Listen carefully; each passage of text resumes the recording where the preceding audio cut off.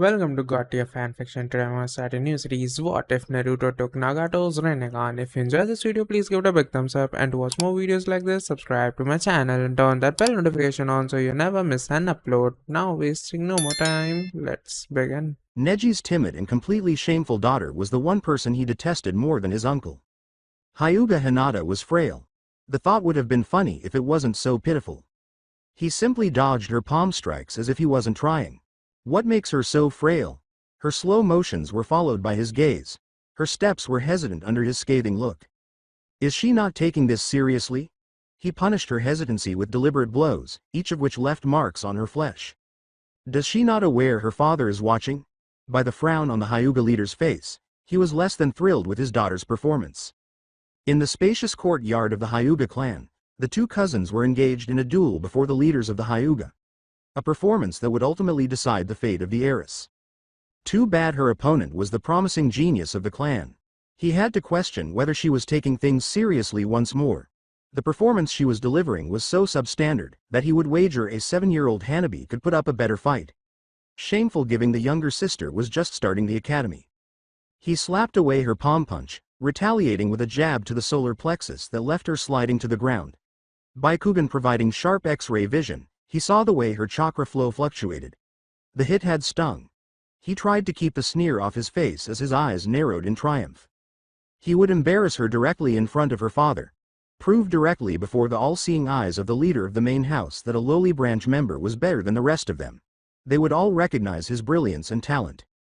Despite the anguish she was in, the heir of the Hyuga clan slowly climbed to her feet. One hand was placed over the region that Neji just hit, the other rising to her face to wipe away a trail of blood seeping from her mouth.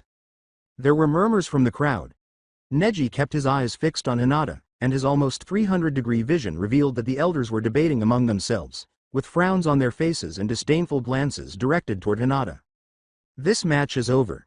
This time, he couldn't stop the sneer appearing on his face as he adjusted his stance into a squat, feet apart, arms extended into a delicate fist stance that no regular branch member should know. The audience let out a gasp of alarm, and Neji saw his uncle's mouth open in shock as his eyes widened. He relished the look. Watch me make a mockery of your daughter. You are in range of my 8 trigrams, cousin.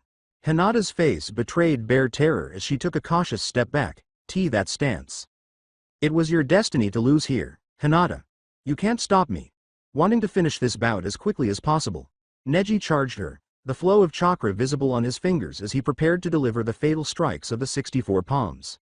I can't lose. Hinata muttered, eyes beginning to weep. She couldn't lose here. Not with her sister depending on her. I can't lose, she exclaimed. Neji was surprised to full amazement when her hands formed a seal, the flow of energy in her body already focusing to her chakra points. No, she wouldn't. With tears in her eyes, she said, forgive me, Neji. He sensed it already. His forehead's seal started to pulse with vitality. His senses were numbed by the agony of having his brain cells destroyed. His Baikugan showed him the elders beginning to smile. Amazement on their faces for such a bold gesture coming from the usually timid heiress. They were all smiling. At her, they gave their approval. Heishi's head slumped, his eyes closing in resignation. A primordial wrath seized over him, the fast pounding of his heart pushing adrenaline through his veins. No, never again will he be vulnerable to the cursed seal. Never again would he feel the misery of being slave. Never again. Hinata was struck with paralyzing murderous purpose, and the word, "Pa," died on her lips. No. A palm burning with lethal chakra smacked against her chest, and the shout of rage was so loud that it briefly deafened her hearing. Splat. You pathetic bitch. Neji spat. Rationale lost to his wrath. You would use the curse seal in a sparring match just to beat me. He was shivering in anger. You're nothing but a sorry excuse for a shinobi. A shame to the Hyuga clan that was lucky enough to be the daughter of the brother who came into the world first. He finished with a yell of wrath, his eyes gleaming with unshed tears. How could she? She has no right to use that seal. He would have taken a kunai and just hacked of her fingers if they didn't have an audience. This match is over. He stopped off, finally recognizing the looks on the several faces behind his back. All surveying shock. A numbing cold started to run up Neji's spine as his angry look softened. His gaze drifted down to his palm as he blinked. The area around where his palm was pushed against Hinata's chest had blown away her beige jacket, shredded straight through her garments, to reveal the raw skin underneath that had turned an ugly black. Then he saw it. Deep inside of her, beyond the awkwardly twisted bones of her ribcage, to the life-pulsing organ of her heart. Only the place where the muscle was located was a bloody mess, bits and pieces of stuff spread over her chest cavity. The numbing chill on his spine deepened, his limbs paralyzed in fear. Her heart had burst. At that moment, he realized that the front of his shirt was completely covered with blood. He stared up at Hinata's face and had to hard squash the need to puke. Hinata's previously pale face had acquired an unpleasant tint, the area surrounding her jaw soaked with blood, forcefully pushed out of her mouth from the head to the chest. She stood there, her hands long ago falling limply to her sides. Still motionless, all Neji could do was watch as the flow of chakra inside of her came to abrupt end. The life source of all living things rapidly started to wane, and like a fading flame, flickered out. He didn't react as her figure tipped backwards, the only sound in the silent yard the dull thump of the heiress of the Hyuga clan's lifeless body striking the dirt. And no, his body began to quiver violently, the implication of what he had just done finally sinking in. Didn't mean to. He felt someone push by him, and when he looked up, he saw Heishi coming forward numbly, his face disoriented as though in a trance, and the guy falling to his knees in front of his deceased daughter. Heishi-sama. The Hyuga clan leader extended his hand slowly, reaching for his daughter's face as though to stroke her skin, but it stopped in its tracks and stretched his fingers to softly close her open eyelids. Guards! Guards! Come quickly! Neji's vision showed him the Hyuga elders yelling, their sluggish bodies limping for safety. Then Neji felt it. He let out a scream, grasping his head in anguish as the seal seared on his forehead pulsed to life. As his brain cells exploded, Neji fell to his knees and started to claw at his scalp, drool collecting at the edges of his mouth. His Byakugan remained visible despite his suffering, revealing Hieshi's father, the former Hyuga patriarch, approaching him slowly while brandishing the ram seal in a ferocious stare.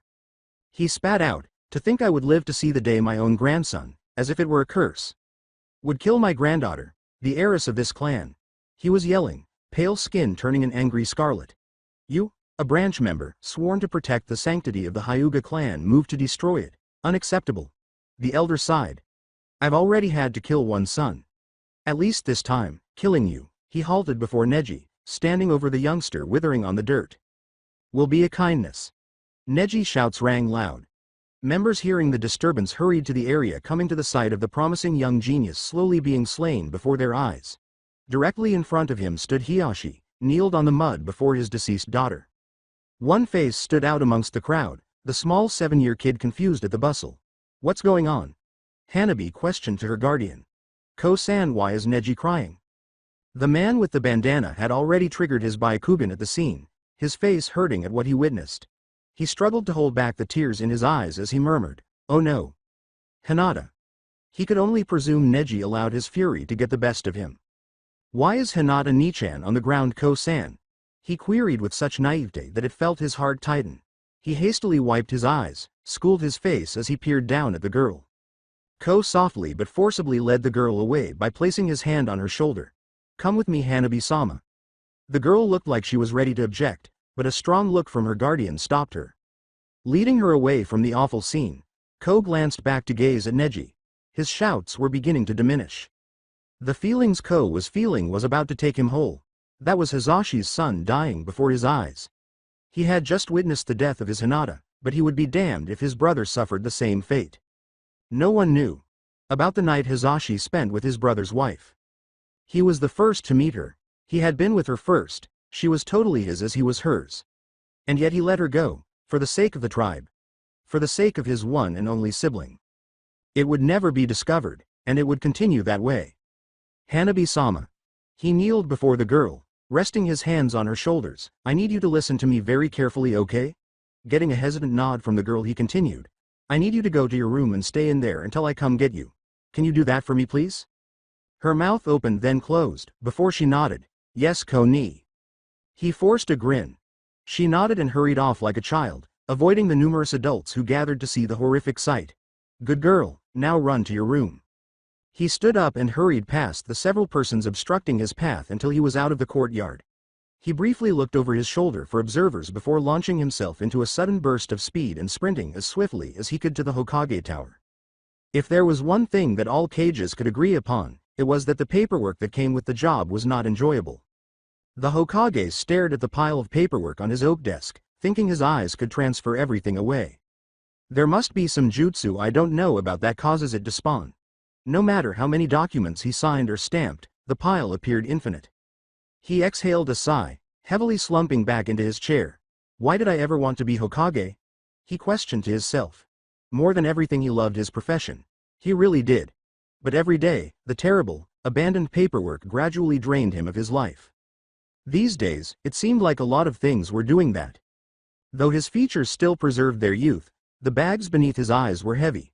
No longer did he smile brightly. His eyes that once carried so much brilliance were reduced to a dismal tint over the years. All that remained was an icy blue. He had not been treated well for the past 5 years. 18 years ago, when Naruto was born, it had been the happiest moment of his entire life. Him and his gorgeous wife were parents, something he had aspired to be since he became Hokage. When Naruto turned 4, everything changed, everything. A visage that like his own appeared in his mind. Help me, Daddy. The big silver beams had fallen on top of the youngster, the sound of bones smashing filling the air with painful cracks. Minato ran forward in a burst of speed, seizing the enormous beams and raising with all his strength. I don't want to die. It was a faint whisper, but he still managed to hear it. Hold on, Naruto. He screamed. The bars were too hefty no matter how much he heaved or lifted. His horrified eyes widened, watching blood begin to flow like a stream under the big beams, the small body stuck beneath motionless. He focused as hard as he could, keeping still to conjure an energy from the very environment, a source of power garnered from nature itself. Gia. The beam that was once too large to lift felt weightless in his hands, the big beam flung like a softball through the air. Yet despite all his speed, no please Kami, no, Naruto. He was too late. His grasp on his chair's handlebars was so tight that it started to break. He was the army slayer, the shinobi World War's fabled hero. The Yellow Flash, 4th Hokage of Konoha. He was all these things, but yet. Minato muttered to himself, a terrible father, his worst, one and only failure. He sagged in his chair and ran a hand through his spiky blonde hair. It would just take a few minutes to relax. Sleeping on the job, Hokage-sama. Minato didn't acknowledge the voice, having sensed the entity just coming. Maybe if he feigned to be asleep he would go away. I'm just going to keep bugging you if I'm ignored. The voice stated teasingly, while he knew when to stop and show proper respect. It wasn't wise to meddle with the 4th Hokage these days. Minato snarled, let an old man sleep. My doctor says a nap is good for my health. The military police captain said, of course Hokage-sama, as he moved to stand in front of the oak desk with a faint smile. I'm sure your doctor would also recommend your secretary rub your back whenever you get a cramp. Watch your tone, Itachi, Minato complained as his blue eyes opened to gaze at the young man, grinning. I'll tell Makoto you're bugging me. The smile suddenly dropped. You wouldn't? Dark eyes eyed him gravely. With a vicious grin, Minato sat up in his chair. I would. Itachi grimaced, absently raking a hand through his ponytail. You're cruel, Hokage-sama. At the young man's expense, Minato grinned. Makoto in a rage was nearly as terrifying as Kushina. Almost. What's up, Itachi-kun? Itachi crossed his wrist-armored arms, eyes briefly wandering to the floor before his dark gaze concentrated on the Hokage's face. I ran into Naruto. All humor was quickly removed from his face. When? Where? He fired off fast, his earnest eyes unable to disguise his apprehensive tone. A day ago, Itachi said neutrally, at the border between the land of fire and sound. He winced from the sound of Minato's fist hitting his desk. What? Exclaimed Minato. Naruto was in the country, he was so close to home. Itachi's eyes softened. Hokage-sama. Minato gazed down at his fist, noticing the wood intended under it. He took a soothing breath, settling himself in his seat. Itachi disregarded the way he was tapping his desk in tense excitement. What happened? Itachi sighed a sigh, moving his gaze to the window, watching a flock of birds soar above the village. There were some sightings of beast in the area. Men and women who had turned into animals and started terrorizing local villages. Minato arched an eyebrow but didn't interrupt. I and a small team went to investigate. Dark eyes met blue. The sightings were true. They had first came upon a tiny fishing village, finding all the inhabitants slaughtered. Every man, woman and child devoured. some eaten alive by the expressions on their faces. There was still a small handful of the monsters remained. Men and women, if they could be named human anymore, transformed to monsters of nightmares. And the chakra those things gave off. Despite being a seasoned warrior, Itachi had grimaced at the feeling of such nasty chakra. Foul in its very essence. We were immediately attacked. Itachi continued. Despite outnumbering us, those creatures, although strong, lacked all rationale and were easy to deal with. And? Minato questioned, noting the uncertain look on his face. The chakra those creatures were giving off. Itachi's fist clenched. I could never forget the feeling of such a foul chakra. Before deciding on the single person who could shake the generally calm police captain, Minato's mind raced, trying to conceive of someone who could do so. Orochimaru. Minato growled, blue eyes seeming to burn with an icy hatred. Itachi nodded slowly. That's when Naruto showed up. Shock dissolved into Minato's face. He thought about all he just heard before he arrived to a shocking conclusion. Naruto is hunting Orochimaru? Itachi's look was all the confirmation Minato needed. He fell against his chair, suddenly feeling all 36 of his years. Naruto was hunting Orochimaru, but that only mean one thing. They were moving. They projected activity for the company in the following 2 to 3 years, but now, so soon? This was unexpected. Unless Naruto was compelled to begin if, Hokage-sama. Minato lifted his head to gaze blankly at Itachi. Don't forget Naruto is feared across the continents. He probably has his reasons. From what he had seen, Orochimaru was as good as dead. No target ever lived to escape Naruto when he was on the hunt. The most feared bounty hunter in all the lands, the nation's bane. The collector of bones. How is he? Minato inquired softly, hoping to relieve his thoughts over the reputation his son had built up. How does he look? Is he okay? What's he like? Is he coming home? Itachi gave him a sweet grin, seeming to read all that the inquiry was asking. Grown up, tall. Taller than me, he thought sourly. He looks exactly like you, although a little pale around the edges. Minato grinned, picturing his son as an adult. He hadn't seen him in 5 years. 5 years. How he detested himself. Did he ask for me? Minato questioned cautiously. The bare anguish on his face made Itachi pause. The Hokage appeared to sag into his chair as the young man frowned and shook his head slowly. He did ask for Kushina-sama though, Itachi remarked after a few moments of silence. A few seconds later, I realized that was not the best thing to say to the man. With his eyes fixed on the scrapes on his desk, Minato simply nodded in response. I figured he would. He hates me. Although, Itachi said slowly, unable to maintain a neutral expression as the Hokage's head shot up, blue eyes clinging to each syllable like a lifeline. He did tell me to deliver a message for you. What did he say? Minato was trembling unconsciously. Itachi, a tiny smile appeared on his face as his mother's violet eyes, which like his own, looked at him. Tell the elderly man. Whatever that meant, an elemental Rinnegan is not impossible. Minato stared at Itachi long and hard, openly gawking at the young police captain before his composure shattered into tears. He brushed away the tenacious tears on his sleeve with a joyful smile despite his overwhelming emotions. He had done it. Something that he, the inventor, gave up on ever achieving, only for his kid to succeed him. That's my boy, he said to himself. Itachi smiled at the reaction, watching as the fourth needed a few minutes to compose himself. Regardless of how much his boyhood friend behaved, his behaviors demonstrated that Minato was not guilty about his hatred. And actions were substantially louder than words. Minato opened his mouth to speak but halted when he felt an impending chakra signature. Itachi felt it too, his fingers already reaching for the handle of the ninjutsu fastened to his back as his gaze swiftly shifted to the entrance. Just as the door sprang open to show a panting Hyuga, a hand waved him down. Hyuga managed to speak, wheezing as he struggled to gather his breath. He said, Excuse the interruption, Hokage-sama, but your presence is required at the Hyuga clan grounds right now, in a single breath, which was astounding. Minato had already risen from his chair and was making his way over to the anxious Ko. He turned to Itachi and asked, What's happening? Itachi nodded. Reaching into his ear, the police captain fingered the radio. All available units to report to Sector 7 immediately. I repeat, all available units report to Sector 7 over. Ko gasped, They're going to kill Neji. Minato only needed to hear that in order to focus his chakra and put one hand on the panting man while keeping the other in a seal. Ko shouted as the three of them teleported with a blaze of yellow, and Itachi swiftly put his hand on Minato's shoulder. The Hyuga elder gazed down at the kid, maintaining a sharp focus. "What you all see before you is a murderer," he said.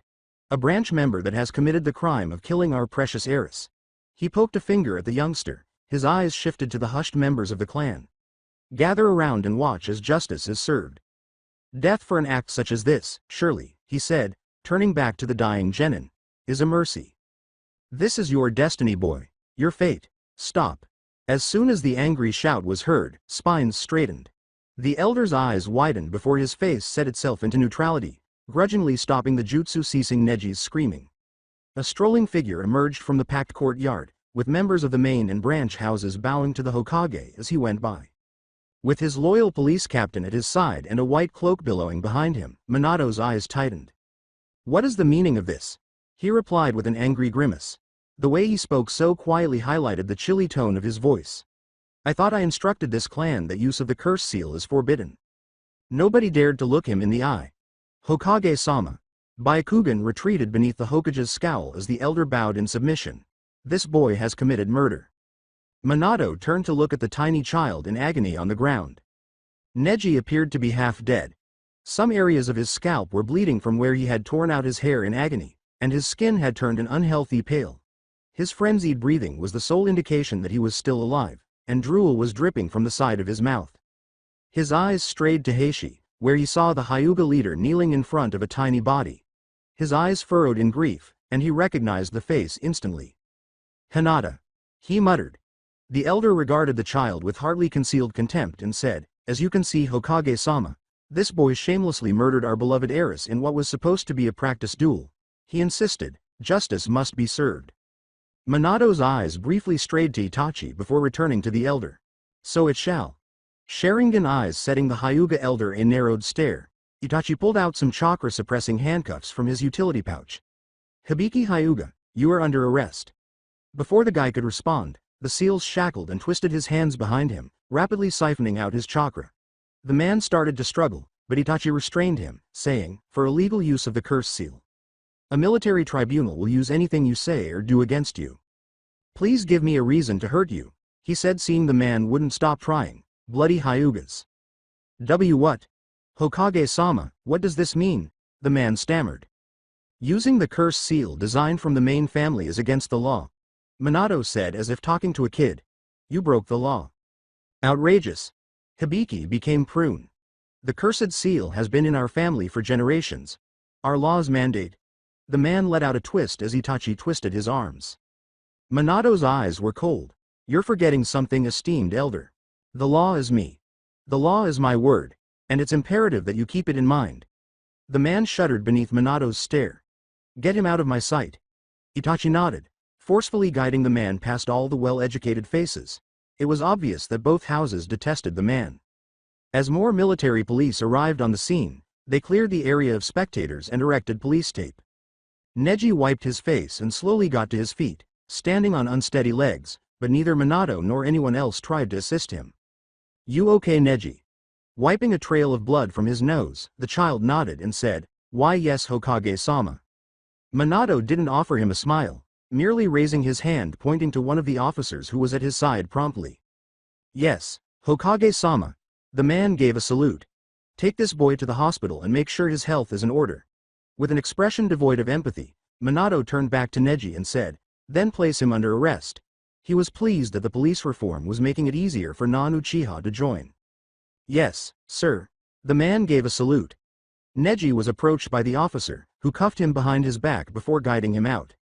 Neji bent his head and murmured softly, "Wait." Reluctantly, the officer obeyed Minato's instruction to release his grip by nodding. Neji approached his dirt-covered, bleeding, handcuffed uncle, who had remained motionless and silent the entire time. "Uncle." Heishi's gaze eventually rose from his daughter's deceptively serene face, staring at Neji with bloodshot eyes. Neji sobbed as he fell to his knees in front of the guy he vowed to kill, the man he vowed to outlive the day his father decided to give his life in order to save his, and the man he detested above all. Pardon me, uncle," Neji begged, bowing his head against the dirt. "I didn't mean to murder her, I swear it." The strike came quickly and without warning. A simple slap administered with enough force to flip Neji on his side. It stung more than the curse seal. Are you aware of what you have done? Heishi spoke for the first time since he arrived in the courtyard to watch the duel. Do you, nephew? His remarks were barely a whisper, but all movement in the courtyard appeared to halt, the muttered words resonating in the sudden silence. Get out of my sight. Hearing those words had suddenly hurt more than anything. Heishi could have activated his curse seal and it would have been a gift from the tremendous ache in his heart. Neji begged, kill me. Just kill me, I am deserving of death. Heishi said simply, leave Neji. Please uncle. He crawled nearer Hiyashi, pushing his filth-soiled face against the man's robes. I murdered your daughter. I caused her heart to burst. I am deserving of death. Murder me. Neji. The weeping genin lifted his head to peer up into his uncle's face, gasping at what he saw. Heishi's stoic demeanor eventually crumbled, revealing the devastated father underneath. Tears streaming down the sides of his face, the man gripped Neji's face into his hands, lovingly stroking his fingers over his messy hair. Neji, he said slowly, you're not my brother's son anymore. He gently brushed the boy's tears with his robes and said, I don't want to know you or what you do. You're neither a nephew nor a family member any longer. His eyes were vacant. You're nothing to me. The words were quiet, smooth like a soothing caress. But they pierced deeper than any wound, piercing Neji's heart like he did Hinata's. You were expelled from this clan by me, Hiyashi Hyuga. As he tightened his hold on the boy's face till it hurt, his voice grew louder. No uncle, please. I don't want this boy to be harmed while I am alive. No one will carry out an act of justice or retaliation today, he said in a loud enough voice for everyone to hear. For you, Neji, he whispered, pushing his face near enough to nudge their foreheads. I want you to live. Neji's pupils enlarged. I want you to live with that mark on your forehead, knowing that I spared your life. Live. He shouted so hard that the sound hurt his ears. Neji felt like his head was about to be crushed before the hold softened slightly, the man glaring him down with his Byakugan, and die with it. At last, Heishi let him go. Almost like a puppet without strings, Neji slumped backwards, his back hitting the ground as he lay unmoving. His blank eyes looked up at the sky, watching a flock of birds glide through air. Liberty. At last, he was set free. He had just been disowned by a sad father and was no longer referred to as a Hyuga, yet the numbness in his chest would not go away despite being free of the clan and living a life of slavery. To me, you are nothing, a nobody. He was free. He was nothing, though. The curse, which symbolizes being bound to an unavoidable fate and resembles the mark of a bird in a cage, was still on his head. Was he supposed to have this all along? It was July 3rd today.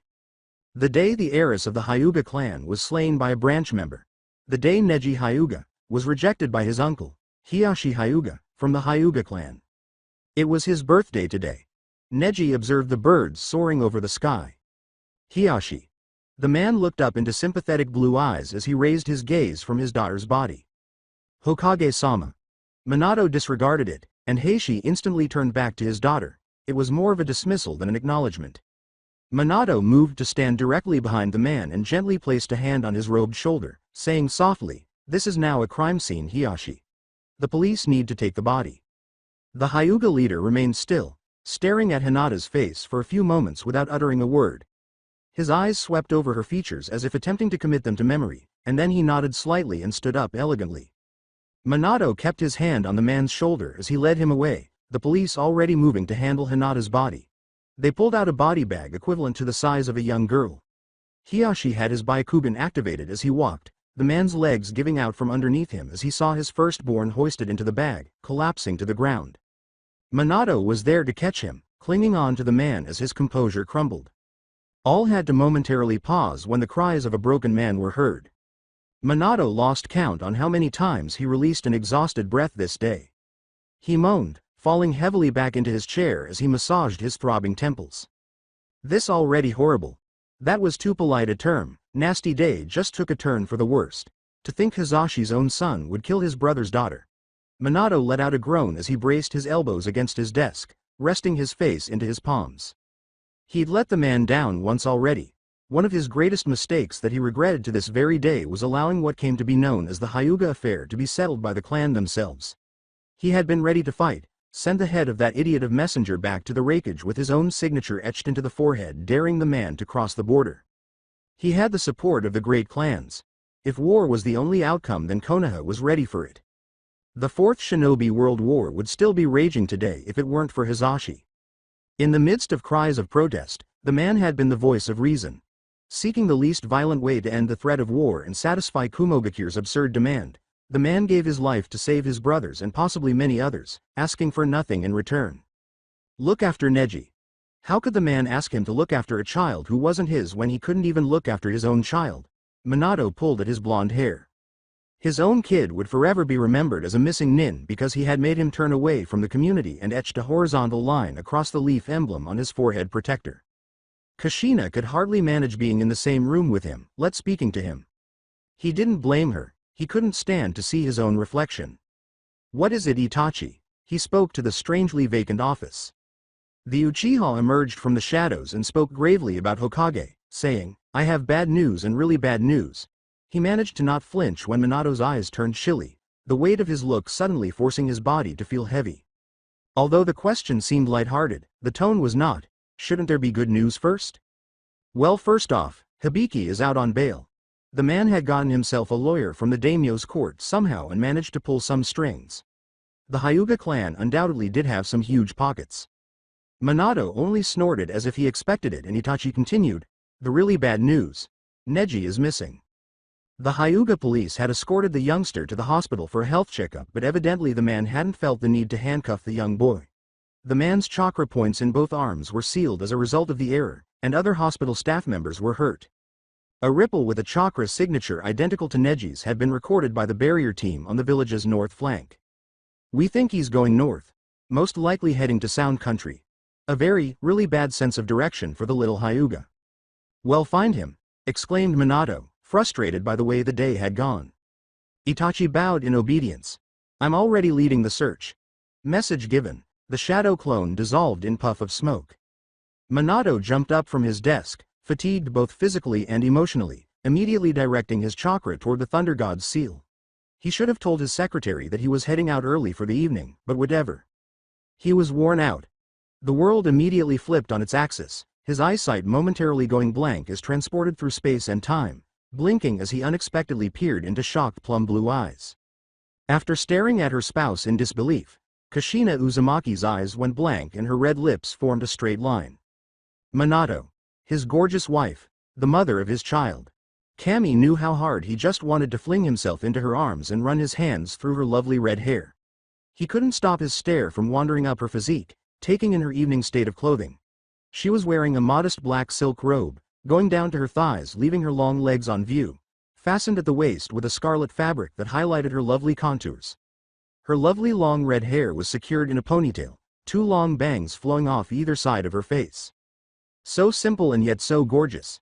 He was evidently gazing as she shifted, clearing her throat awkwardly, when his eyes lingered on her chest.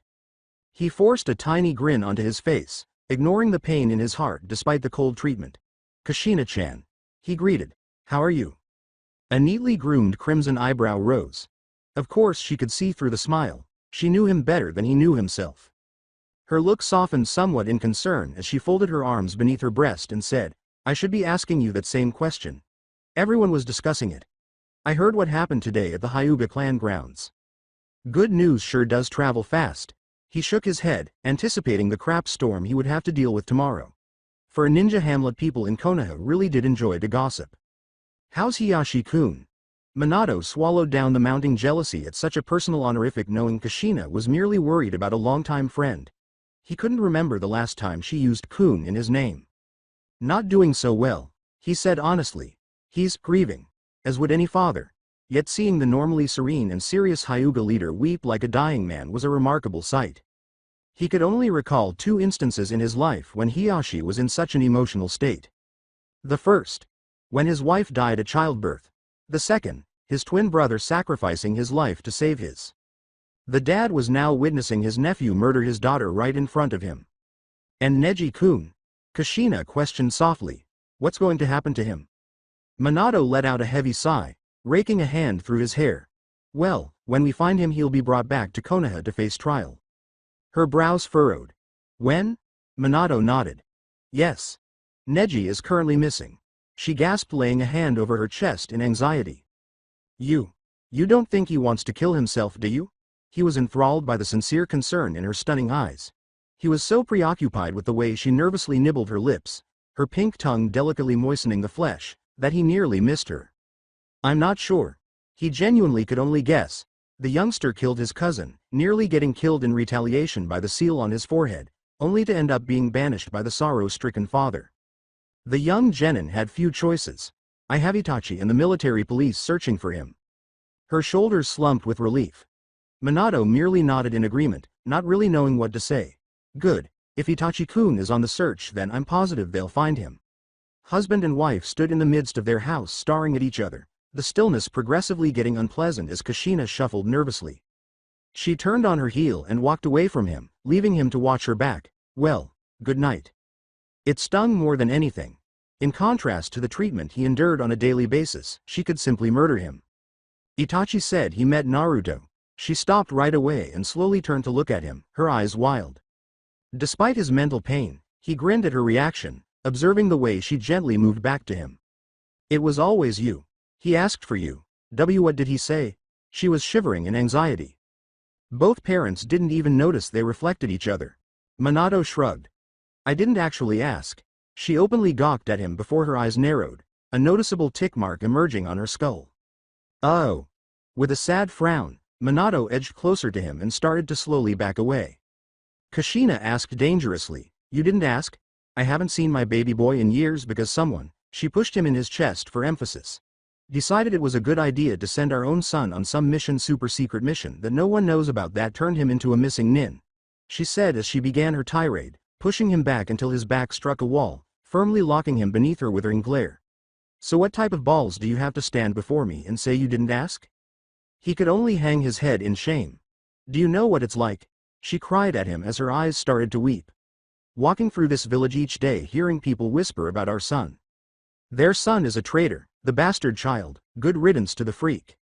He was a genius, however, an outsider she was just able to handle it. Absorbing each syllable despite how much she longed to respond, committed to secret under the rule of punishment.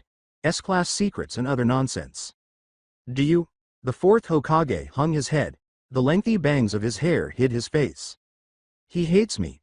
She had to strain her ears to hear him, his words barely audible in the hushed mansion. And you have every right to hate me as well. He slowly raised his head to peer at her. Tears streamed from his eyes like a never-ending torrent, and he gave her a sad grin. I'm a great Hokage. The best this community has ever seen. The statue of his face on the Hokage mountain wasn't enough. People produced books about him, pasted his portrait on their walls. Men sought to be like him while women strived to be with him. He was a shinobi of exceptional prowess, unequaled in all the ninja disciplines. A genius thought to arrive once in a generation. The very finest that there ever was or still to be. And yet, I'm a bad husband. He vowed to prioritize Konoha over anything else. All superficial needs. Be it himself, his own family, even his own life. Everything. If Konoha was the body, then he was the mind, and they both required one another to survive. When he had started he had been youthful and willing to show himself. Step into the shoes the famous god of shinobi had left for him, and prove to all who doubted him that he was ready. But in doing so he had ignored his wife and child, creating a rift that was too great to bridge. I'm a terrible father. He loved them more than everything, but he couldn't balance them between Konoha. One had to go first. It was required by the position. He chose the village over everything else, hardening his heart and putting his family behind him. Only to come home to a son that wouldn't acknowledge him. A wife that didn't want to even look at him. A mansion for a house that felt empty even while the whole family was home. And at the end of the day he would sleep in an empty bed. By myself. He had never felt so lonely in a village who nearly idolized him. I know it's too late now, much too late, he wept. But I can't stand to look at myself in the mirror anymore. His fist crashed on the wall behind him, rocking the mansion. I hate myself. Watching her typically calm husband cry, Kushina swallowed the lump in her throat. But after today, seeing Hiyashi like that, he remembered the way the man slumped, face bearing the look of a man who had lost everything. In front of his wife, Minato Namikaze, the fourth Hokage of Konoha, fell to his knees, buried his head in the ground, and pleaded. Please forgive Kushina. Please, he wailed. I know I don't deserve it after everything I've done. But I want to change. I will change. Just give me a chance. A guy might be transformed by witnessing another parent witness their own child being taken away in a corpse bag. Make him understand that family is the most essential thing in life. From the way Hiyashi acted, one would believe he despised his daughter. In actuality, the man loved her more than the whole Hyuga clan itself. He didn't say it, and he never, or very seldom, displayed it. However, he cherished her. And he most likely felt bad about how he was currently treating her. She should be angry. She had every right to simply leave him where he was and walk away. However, the barriers she had built around herself against him began to crumble as she witnessed her husband open his heart to her in an anguished plea for forgiveness. She still had a strong love for him in spite of his numerous faults and choices. Silently, she lowered herself to his level and caressed the top of his head with her hands. He instantly raised his head from the ground upon making contact, displaying puffy blue eyes that were swollen and streaked with tears. Her eyes teared at the sight even as her mouth twisted into a smile. You look like a wimpy crybaby." After a few moments of staring, he frowned and let out a laugh that sounded more like a wail. He appeared to be about to start crying again, but Kushina just put his head on top of her lap, cradled his face in her hands, and shushed him. He didn't deserve her. Kushina was an incredible woman who deserved more than him, the failure of a father and husband. Yet, she forgave him. After years of estrangement, they remained husband and wife for a considerable amount of time, finally enjoying one another's company. The silence was broken by her soft murmur, "I've waited so long for you to apologize to me." Her fingers traced over his spiky blonde hair as her gentle hands unfastened his headband and dropped the metal to the ground.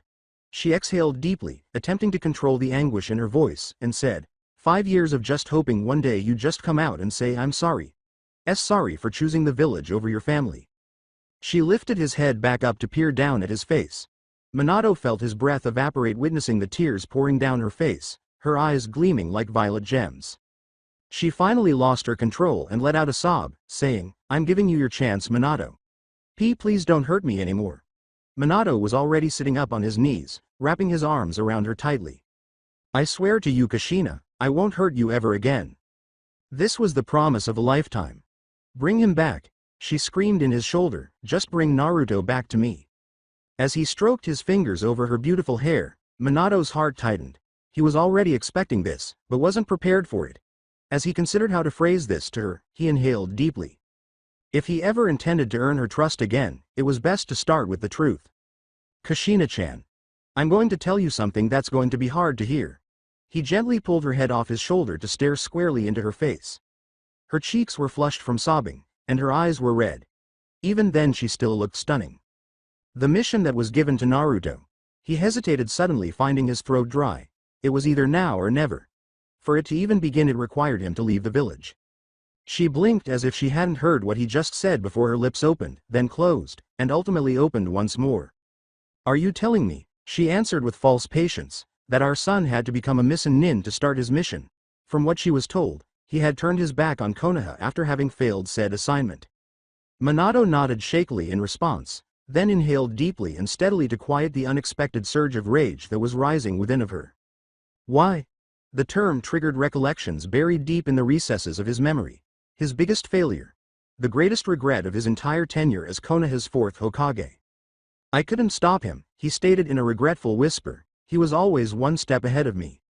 "Why, Naruto? Why are you doing this? You're my son, you hear me? My son. Let someone else go after them." The expression he received in response was as if the 13-year kid in front of him was insulted. "I am your son," Naruto said, regaining his neutral look. The steady tone made Minato grind his teeth. He was so infuriatingly calm as he merely stared back at him. His face the perfect picture of tranquility despite the situation he was facing, the total contrary to his father's. Did he not comprehend what he was heading into? "I am also a shinobi. One who endures. I'll sacrifice myself for the greater good if that's what it takes." The response on his lips froze, seeing Naruto's face transform, the corner of his lips curving upwards into a slight smile.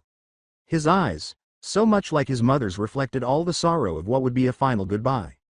"I'm not doing this simply for Konoha. I am aware that if that group starts to relocate, the village, possibly the entire world, may be in danger." "So then why Naruto?" Minato questioned as his eyes teared. "What's the purpose to devote yourself for this? This is your life you're placing in peril to go after." "I'm doing this for her." The response was phrased as though it were the most obvious thing in the world. From the grimace on his father's face, it wasn't expected. Naruto turned away from his father because time was running out and he lacked the mental strength to resist his frantic appeals. He moved forward a little distance, pausing to gaze at Konoha's gates and the road leading out of the village. The sun was beginning to set, creating an orange glow over the horizon, bathing the immense forest of Fire Country in a magnificent picture of calm. Today was the 10th of July, his mother's birthday. He looked up and saw a group of birds soaring through the sky. The feeling that he had been pushing at bay for so long could no longer be held, and tears suddenly poured over as he contemplated the sorrow he would inflict, everything that he would be leaving behind. The increasing emotions gave place to uncertainties and insecurities with the lingering anxiety of second thoughts. It was all cruelly crushed, kept away like a bird in a cage in the blackest corners of his heart. He would live and die with the course he had chosen. This was it. Look after mom for me. Minato took a step forward, a hand outstretched as Naruto's name came off the tip of his tongue. But before he could even begin to move, Naruto vanished in an astonishing burst of speed. Minato wasted no time in palming his three-pronged kunai, and launched the blade in overhead arc. It arrived on the ground near the gates before Naruto did, and Minato prepared to teleport to block his passage. Just to be perplexed because nothing occurred, he glanced down in time to see a ceiling formula carved into the earth vanish. He didn't have time to ponder when or how as he looked up in time just to catch Naruto's back as he rushed through the gates of Konoha, out of the village, and into the horizon. When the Thunder God eventually became active, Minato was startled out of his daze and found himself standing next to his kunai. He paid it no heed, simply looked straight ahead at the now vacant empty road. He was gone. In front of his eyes, his son had simply fled the village. Suddenly, he was dizzy. He started to wobble on his feet as his vision started to become blurry. The tiny, almost perceptible tear stains on the floor were the last thing Minato observed before losing consciousness. Kushina's face has become unhealthily pale, and Naruto left. For me? Minato nodded cautiously. Their hunting-tailed beast Kushina. I am a shinobi. One who endures. Who? She questioned, immediately feeling sickness building up in the pits of her stomach. This is what I'm doing for her. Akatsuki. Minato said nervously, seeing the way her eyelids fluttered. Are you okay, Kushina-chan? No. I think I'm going to. Her world was spinning and everything was becoming dark. Her eyes shut, drowsiness eventually taking over as her figure sank backwards. Minato was there to catch her, softly cradling her body against his. He glanced at her deceptively tranquil face, only imaging the turmoil she must be facing right now. He sighed heavily. What a day full with events. He secured her firmly as he climbed to his feet, taking care not to move her. As he proceeded through the Hokage mansion, up the stairs leading to the master bedroom him and his wife had formerly occupied, his son's words replayed in his memory. Take care of mom for me. He had been jogging for days. It seemed like weeks to him. Returning to Konoha was not an option. Only a jail cell and a one-way journey to Konoha's strict correctional facility awaited him. To me, you are nothing. Was this what would happen to him? To be expelled after being granted the freedom he had always desired. It would be similar to a bird in a cage providing the key to its escape. What would it even know to do with its freedom after spending so much time behind bars? What was he supposed to do with his life? He tripped during his furious runs, tiredness ultimately seizing him as he slumped to a rolling stop. Stand up, he internally yelled, wheezing as he forced himself to his feet. Konoha would most certainly send a search team after him. And he had a feeling it would be the powerful police captain conducting the search. The muscles in his body pushed themselves to the limits, the amount of energy released just to stand up leaving him breathless. His Byakugan had long since receded to preserve as much as possible, and his chakra reserves were dangerously low. He took a big step forward and said, "Gotta, pant, keep moving." He noticed something. His eyes were unusually keen even without his Byakugan. He focused on the orange glow of the setting sun and the soft sway of the pine trees that covered the countryside. Something shifted. In the trees. In the treetops, like a slithering shadow. His Byakugan activated as he focused as little chakra as possible, disregarding the strain in his eyes. Suddenly, the world became clear, and he was able to see a nearly 360-degree vista. He gasped in terror. He recoiled so violently that he stumbled and fell backward upon a shattered branch. The sound was like to a gunshot in the silent jungle. What could only be characterized as humanoid-looking monsters hissed at him from around 50 meters ahead, climbing through the towering trees. Neji's body started to tremble uncontrollably as his eyes grew wide at what he was witnessing. WWA. He was shivering so severely he couldn't even speak correctly. The chakra those monsters were emitting was so bad that the trees themselves started to die from their close proximity, with hundreds of leaves falling to the ground and the bark turning black. Dead. The largest monster was a massive, quadrupedal creature that abruptly leapt from the tree it was perched on and landed on all fours, opening its mouth incredibly wide and smelling the air with a long, snake-like tongue. The three animals that surrounded it all started to crawl toward him, mirroring its stance. An instinct telling him to run took over, and adrenaline began to flow through his veins. He was already sprinting before they moved, running with all the urgency that comes from a human's instinct to flee. There was an almost unearthly, bone-chilling screech that sounded from behind him, his Byakugan showing him the beasts giving chase. He poured what little chakra he had left into his legs as the creatures steadily advanced on him, their pace unnaturally superior to his. He pushed his muscles to go past their limitations, ignoring the pain of tearing ligaments and tendons as he pushed himself to run faster than he ever had in his 13 years of life. All he could hear was the sound of his own breathing as he raced, the frenzied pump of his heartbeat sounding like drumbeats to his ears. There, at the edge of the range of his Byakugan, a settlement came into view. The hisses behind him became louder with every stride he took as he made his way directly toward it. Perhaps the distraction might divert their focus from him if there were people in the tiny settlement. His only goal at the time was to survive, even though the act was brutal and self-serving. Live. He couldn't help but stumble in awe when the village eventually came into view. The first thing he noticed was the blazing buildings. The small community was deserted and lifeless except for the dirt streets littered with human corpses that appeared to have been eaten alive. He had lost out on the distraction. A hiss was his sole warning before the largest of the beasts barreled toward him with a snarl. Gah! He heard the shatter of what could only be a broken bone as he was propelled skyward by the hit, which was so quick and unexpected. The world was spinning as he shot through the air before letting out a cough of blood, the wind knocked out of him, as he landed in a heap, rolling through the gory streets. His Byakugan eventually receded as he gasped, his chakra reserves on the verge of depletion. His right arm felt lifeless as he tried to move it, and he turned seeing the appendage bent awkwardly, a bone jutting from his wrist. SSSSSSS. He turned to look at the animals that had pursued him across the countryside. They were all four hideous-looking creatures that hissed as they drew nearer to him.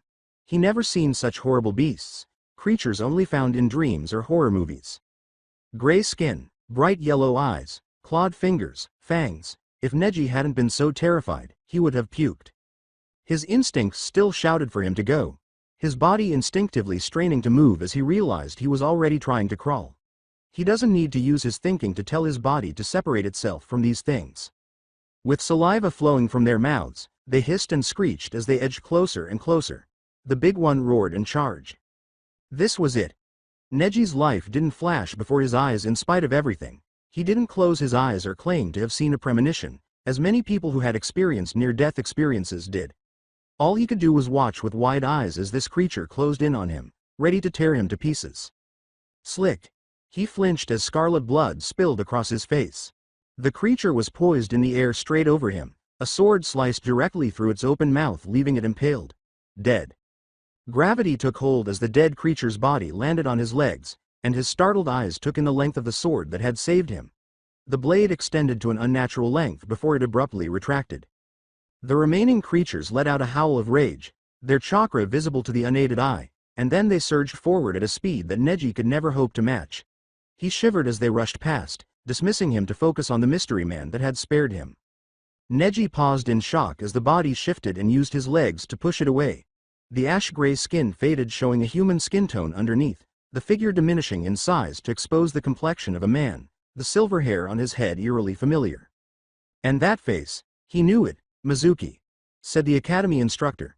The man had been absent for several months. He was startled by a roar and swiftly turned to discover that just one of the animals remained, revealing his savior to him.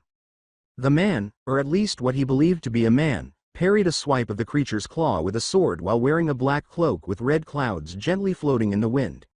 As the sword abruptly lengthened and swung in a wide arc, cutting the beast in half, he got the opportunity to see firsthand the peculiar powers of the blade. Once again, he observed the ashen-gray skin receding, this time showing the countenance of woman, long blonde locks soaked with blood. The man carefully turned his face to look at the fugitive Hyuga after flicking his wrist to remove the blood on his blade. He had very pale skin, but he wasn't focused on it. It was the bright yellow, snake-like eyes that observed him intently, a grin growing to reveal fanged teeth. "Well," was said in a smooth, almost hissing voice, "what do we have here?" As the man approached, Neji's body remained motionless, his form appearing to be illuminated by the flaming village. He looked into Neji's eyes and said, "A Hyuga." Neji shuddered as the man's yellow eyes scanned him with unabashed greed. The man lowered himself to his level and caressed his face, cooing, now don't be afraid."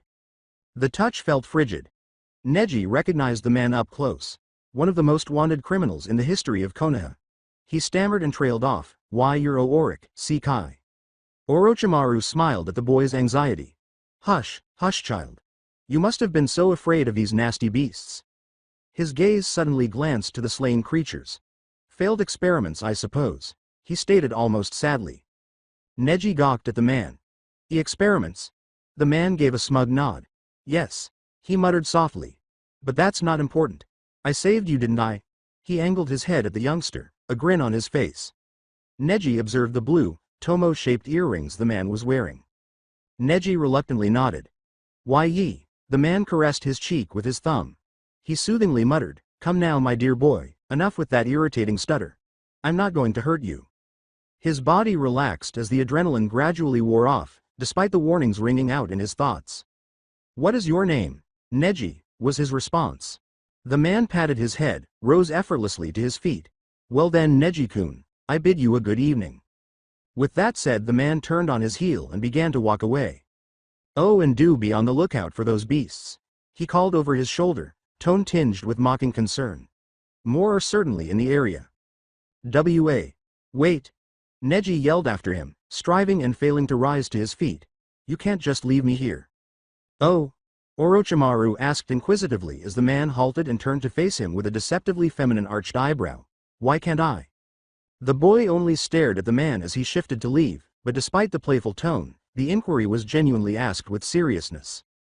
The man had no motive to stay with him, much less put his life in danger to save him. Because he was drenched with blood, perspiration, and grime. The military police were looking for a fugitive from Konoha. He was nothing. "Take me with you." Before he could blink, the man appeared in front of him and he felt the chill of cutting steel against his throat as his brain finally caught up to his lips. The man smiled at him and said, "You're far away from Konoha, little birdie." Neji could only speculate as to how the man knew his rank. What purpose does it serve me to take a runaway Hyuga under my wing? What could he offer one of the fabled Sannin, an S-ranked criminal featured in bingo books around the globe? "I'll serve you," he cried in despair. He had nothing left. No place to go back to. He was excommunicated from his clan, designated forever to wear the seal on his forehead. He would be arrested as soon as he got back to Konoha. "My life is yours." Orochimaru's smile grew ever so slightly, and his eyes sparkled. "Interesting, GGG. You would swear your life to me, to serve and obey, little bird?" Neji replied gravely, "Yes. I swear." Orochimaru's tongue slithered out his mouth to lick his lips hungrily. Who was he to turn down a young lad with such promise? At the least, it was a perfect opportunity to earn the Byakugan. Like a lamb lead to the slaughter, unknowing till the very end, Orochimaru grinned. Yes, this youngster would do beautifully. "Come then, Neji-kun." As he extended his hand, Neji saw the man's blade retreat and disappear behind his sleeves. "We must make haste to Sound Village."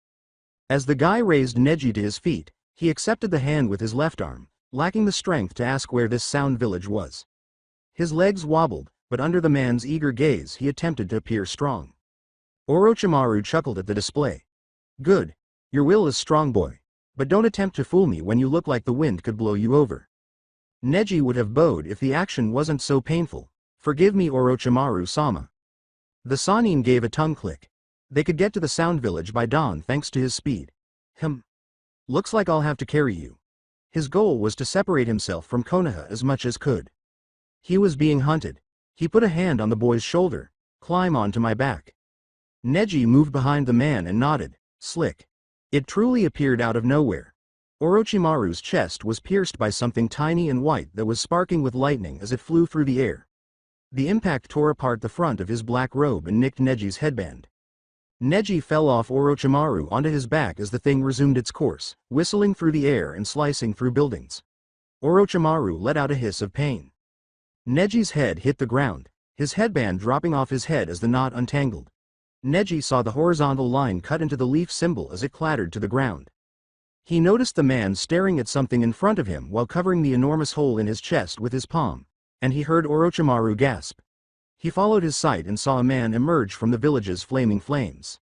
It was more of a stride, dripping with purpose as the figure strutted forward with a walk that provided an exhilarating sense of dread. It was a hunter's gait, completely composed and self-assured, strong with each leisurely step. This enigmatic figure exuded a sinister energy that was only heightened by the flames that appeared to dance around him. The man raised his hand, continuing his pace as something white shot from his arm with the sound of a gunshot, the speed it traveled too quickly to see. The only sound he heard was Orochimaru screaming as the object penetrated him. The man was lifted off his feet and thrown hurtling across the village, only stopping when he struck a blazing structure and the object impaled him to a wall. He wanted to scream for his freshly sworn master, but his mouth refused to open, his body locking itself up as his instincts shouted for him to be silent as the stranger passed by him. He took in a thick gray vest, lither and more form-fitting than conventional flak jacket design. The mask on his face was even odd. It was shaped like an upside-down triangle with an owl-faced pattern that was slightly recessed at the top and had colors that were almost mesmerizing to look at. He was wrapped in black attire, with a large utility pouch on his back finishing his outfit.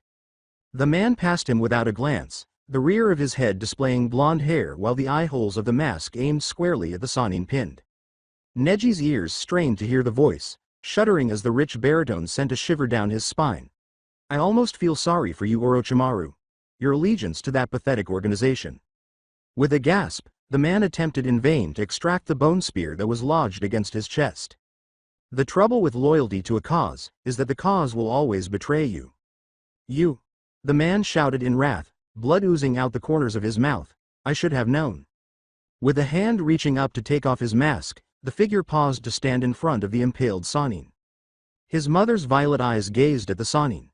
A face so much like the guy that had snatched the title of Hokage from his grip, gazed up at him blankly. Orochimaru's problems multiplied tenfold. However, the thing would not move despite his best efforts. His chakra network was disorganized, making it impossible to sculpt his chakra. "I'm being affected by his chakra." "Who?" He spat with hatred. "Who sent you?" A sly grin tugged at his mouth. "Who do you think?" The Sannin stilled, his eyes becoming wide as understanding struck him. He didn't have time to comprehend the betrayal as a humming sound filled the air. The man put up his palm, the chakra discharging evident to the eye as it condensed, rotating at high speeds into a sphere. The cloth of his cloak began to burn as the heat from the jutsu caused it to flare a dazzling blue before abruptly turning crimson. The spinning ball of fire solidified, revealing a crimson nucleus in the center as the heat started to melt through Orochimaru's skin. Orochimaru was astounded by the demonstration of nature manipulation. Such power. "Your leader sends his regards. Damn you, boy. I curse your existence." Fire release. Naruto, Rasen storm. Neji had to cover his eyes to avoid being dazzled by the intense red light. The heat it gave off stung his flesh, forcing him to groan as he wilted through it. He reluctantly raised his head from the protection of his arms when the heat eventually subsided, surveying the damage with eyebrows that went over his hairline. The earth where Orochimaru had formerly stood was scorched black, nothing but ashes of what once existed. The fires seemed to extend on for miles, even reaching the neighboring forest, the trees burning in the distance. He honestly had no words. He gasped, swiftly turned to the voice behind him, finding the man that had just murdered the snake Sannin staring down at him attentively. The man absently tossed something into the air repeatedly, catching with his left hand, before he repeated the motion. It was shown to be a blue ring, with the kanji for void on it when the man placed onto his left pinky finger. Plum blue eyes gazed at him intently, a hand on his hip as the man traced the mask tied to his belt.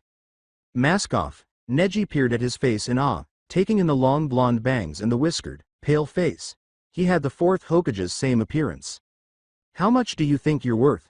The question caused Neji to blink. Pardon? How much he was worth? When the man flexed his wrist, what appeared to be bone started to protrude from the appendage and slithered out like a blade. For the second time that day, something sharp was forced against his throat. "Yourself." He said it again. "I hear Kumo pays a mean figure for a Hyuga." Sharingan eyes studied the scorched blackened ground carefully. What was once a small community was left to nothing except a blazing pile of ash. The police captain knelt towards the ground, letting his fingertips trace the dirt. It was still hot. He examined the ash on his fingers before casting his attention up towards the horizon, taking in the sight of lingering embers still burning over the hamlet, and beyond. Many of the trees in the nearby woodland had already burned to the ground. He opened his senses and felt his squad's chakra signatures nearby, but there was also a lot of pressure in the air. A faraway feel of another chakra presence. It was powerful, scary, even having a distinct aura of darkness to it. Not entirely dark, but also not particularly light. A rare gray. It had a cold vibe to it, the same sense he felt when he met a certain man not too long ago. Naruto. The feel of this energy was unmistakably Naruto's. He must have encountered Orochimaru here, Itachi pondered. That was the only logical answer. Orochimaru must have been hunted down to this village by his longtime companion, who most likely killed him based on the appearance of the surrounding area. Itachi raised himself erect, sweeping off the ash from his hands. There would need to be proof of the Sannin's demise if Orochimaru was dead. Not very likely considering everything in the surrounding was ash. The fact that the Sannin was actually dead was evidence of both Naruto's skill and Itachi's confidence in his own abilities. "Captain, you need to see this." The terrified shout had Itachi rushing across the village in a whirl of speed. He silently emerged next to his terrified squad member, causing nearby fires to go out. The man startled at the arrival, only relaxing after witnessing the calm gaze of Itachi's Sharingan. Itachi nodded and said, "Anabi. What is it?" The long-haired Uchiha simply pointed a shaky finger. Look." He pointed. Itachi followed his direction and his eyes widened. Not many things could take the young police captain by surprise, but the image in front of him had Itachi startled down to the core. He felt the impending chakra source of his third member as a strong-appearing Akamichi member made the ground quake as he landed. "Captain, no signs of," he promptly trailed off, finally noticed what the rest of his unit was viewing. Directly in front of the three men stood a long pike of what looked like bone imprinted into the ground. On that pike was a burnt set of bones pierced completely through the head down to the pelvis bone, swinging in the wind. If the sight wasn't upsetting enough, it was the white snake impaled at the very top of the pike that created for an eerie image. The body of the snake lightly moved in the wind as blood poured from its body down to the skull below. The liquid proceeded lower till it spilled over into the vacant eye holes of the skull, making it seem as if the skeleton was shedding tears of blood. Itachi had to drag his eyes away from the scene. He had anticipated Orochimaru's death, but this was simply too unsettling to gaze at any longer. He turned to his two squad members, to seeing them gawking at the sight. The horror was obvious in their eyes, but their gazes were glued into the spectacle, unable to look away from it. "That's enough gawking." The calm, quiet voice of the police captain shocked them out of their lethargy. "Anabi." The man's spine straightened when he was addressed. "Prepare a small satellite for a wireless signal to be sent back to Konoha. The Hokage needs to learn of this right away." The long-haired Uchiha member still had his Sharingan concentrated on the bones of the Sannin as his gaze moved back and forth between it and Itachi uncomfortably. He gulped loudly, eventually averting his eyes from the scene, and nodded in agreement as he took off. "Maruten, do a final sweep of the area. Report back to me in 10. The huge, well-armed man saluted before racing off in a burst of speed, leaving Itachi to watch his back as he disappeared. He turned to find his last squad member running up to him with her three dog partners after hearing a bark. He called the Inuzuka member, "Hana. Any traces of Neji?" The sole female member of his squad greeted him, before her mouth dropped open at the spectacle. If Itachi hadn't cleared his throat to get her attention, she would still be staring. Eyes quickly flashing back to the disturbing image, she shook her head, causing a long brown ponytail to sway. There's been no sign of him other than a slight residue of chakra, and she hesitated, biting her crimson lips with a sharp fang nervously. "What is it?"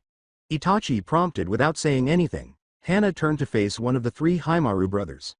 The middle brother trotted slowly forward and came to a stop in front of Itachi. Realizing the canine had something in his mouth, Itachi lowered himself to knee level with the animal and opened his hand.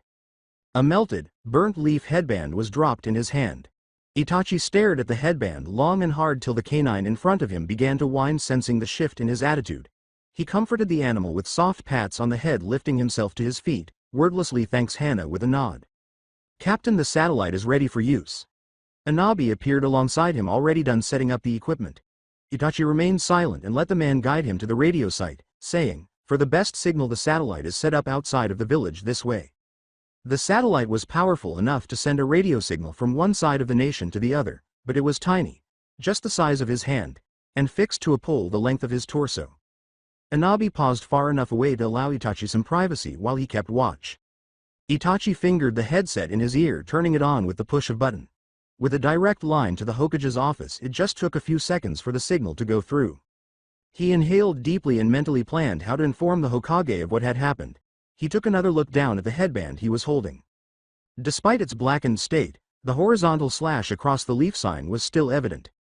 He suppressed his own thoughts when the voice of the fourth Hokage finally replied, and Itachi took a deep breath before he began. Hokage-sama. There was a certain excitement to bounty hunting. The adrenaline rush of chasing down a target, the satisfaction of catching said targeting and ending them, or in certain situations merely capturing them. The feeling was something that each person had to personally experience. Words could not adequately describe it. And he was the finest. Whether you were a bounty, it wasn't an issue of whether he would catch you, it was simply a matter of when. There wasn't a bounty alive who had ever escaped him, and he would want to keep it that way. He had a reputation to preserve, the so-called boogeyman of the countries. He thought it was a dumb title, probably developed by parents to scare their kids.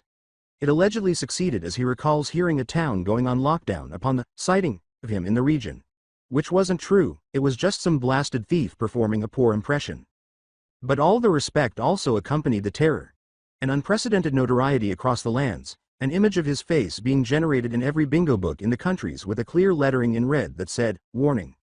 He was just too skilled, perfectly bred and taught to be Konoha's perfect soldier. The power flowing his bones, providing him an edge to any shinobi when it came to physical combat. That's why he was assigned this mission. The one who would identify him as a shinobi. His last task as a Konoha shinobi was to destroy the criminal organization Akatsuki. Step 1 was almost complete: infiltrate the organization. He obtained the ring of the former Sannin after Orochimaru's death. He would need it to fill the vacant area that the man had deserted. Then step 2 would be initiated. Destroy the organization from the inside. Kill every single member of the group as well as anyone connected to them who made the error of using a tailed beast for whatever scheme they were hatching. If all went well, then the Akatsuki danger would be dealt with. Worst case scenario was getting his cover blown. It was possible that he might also pass away. He just had one problem as of now. Deep in the forest of country, laid out on a log comfy enough for sitting, Naruto peered at a blissfully sleeping face. Resting on the ground before him, placed on a bed of leaves, was the Hyuga kid. He could only picture the payday he would receive if he brought a Hyuga to Kumogakure. He would undoubtedly receive a payment from the raikage that would secure his finances for years. Had he been a weaker man, he would have crossed the Lightning Country border by now. However, he wasn't. He was still a Konoha shinobi despite his fame and renown. If he didn't have to, he wouldn't hurt a leaf shinobi, much less sell one. He hopped from the log he was resting on, splitting it apart, and collected the wood on the ground. He gathered a bit of chakra into his mouth, molding it with elemental manipulation, and spit out a small ball of fire into the pile. He deliberately added enough wood to the fire so that it would burn steadily all night. If any neighboring Konoha shinobi were in the area, they would undoubtedly detect the light radiating from the fire. He stood over the young Hyuga, gazing him down, taking note of his worn aspect. The bandages covering his head were torn off, exposing a branch member's curse mark. He assumed it was a runaway, from what he had observed a few hours before, about to follow after Orochimaru if it wasn't for his timely intervention. The boy grumbled in his sleep, and Naruto peered at his arm, noticing a bone protruding from his skin. He bent down to examine it more closely, holding the boy's arm tenderly while he assessed the injury. The radius bone in his right arm had snapped. From the way it was protruding, the cause seemed to be from blunt force trauma. Those filthy monsters had been prowling in the neighborhood before he came, so he suspected this child had a run it with them. Holding up his right index finger, Naruto molded his chakra through the digit by manipulating the distal phalange's bone, causing the skin to split open and reveal a sharp bone needle. With his other hand, he gripped the region that had the bone jutting out of the boy's arm, and with a rapid pressure, snapped it back into place. The agony jostled the youngster awake as he began to cry from the anguish. His Byakugan awakened on reflex, and he swiftly struck with a palm strike in the direction of Naruto's face. The boy appeared to be traveling in slow motion to Naruto. He just pinned his arm to the ground after slapping the palm away with his hand like a bothersome bug. The boy bit his teeth instantly, utilizing his feet to attempt and kick him, but Naruto just repositioned his knees, effectively pinning the boy's legs before he could lift them off the ground. The youthful Hyuga tried with all his might, but the man top of him held the weight of an unmovable item. The man's strength prevented him from even raising his arm. And from the look on his face it seemed as if he wasn't even trying. Naruto observed as the child trailed off, "Who the hell are you?" as recollection flashed across his features. He shivered beneath his skin, perhaps recalling what had happened to a particular snake a few hours prior. Please don't," he began to stutter as his shaking grew. Naruto's stare didn't waver, but internally, his heart warmed seeing tears trickling down the side of his face. The genin recoiled at the calm baritone of his voice. "Relax. I'm not going to harm you." His shaking lessened, but didn't stop as he gave a hesitant nod in understanding, not trusting his voice as he kept his mouth clenched. Naruto stared at him for a few moments before he carefully shifted, raising his knees off the boy's legs and releasing go of his arm. Still monitoring him for any abrupt movements, Naruto let his attention drift back to his broken arm and let his bone needle softly poke the skin of his arm. "I'm going to fix your arm for you," Naruto said, noting his slack-jawed expression. "The radius bone in your right arm has been snapped. I pushed it back into place, but it is still broken." How? Naruto glanced at his face, noticing the Hyuga staring at his chest. Right now, that Byakugan most likely displayed his skeleton. Naruto ignored him as he rested a hand across his chest to keep him down.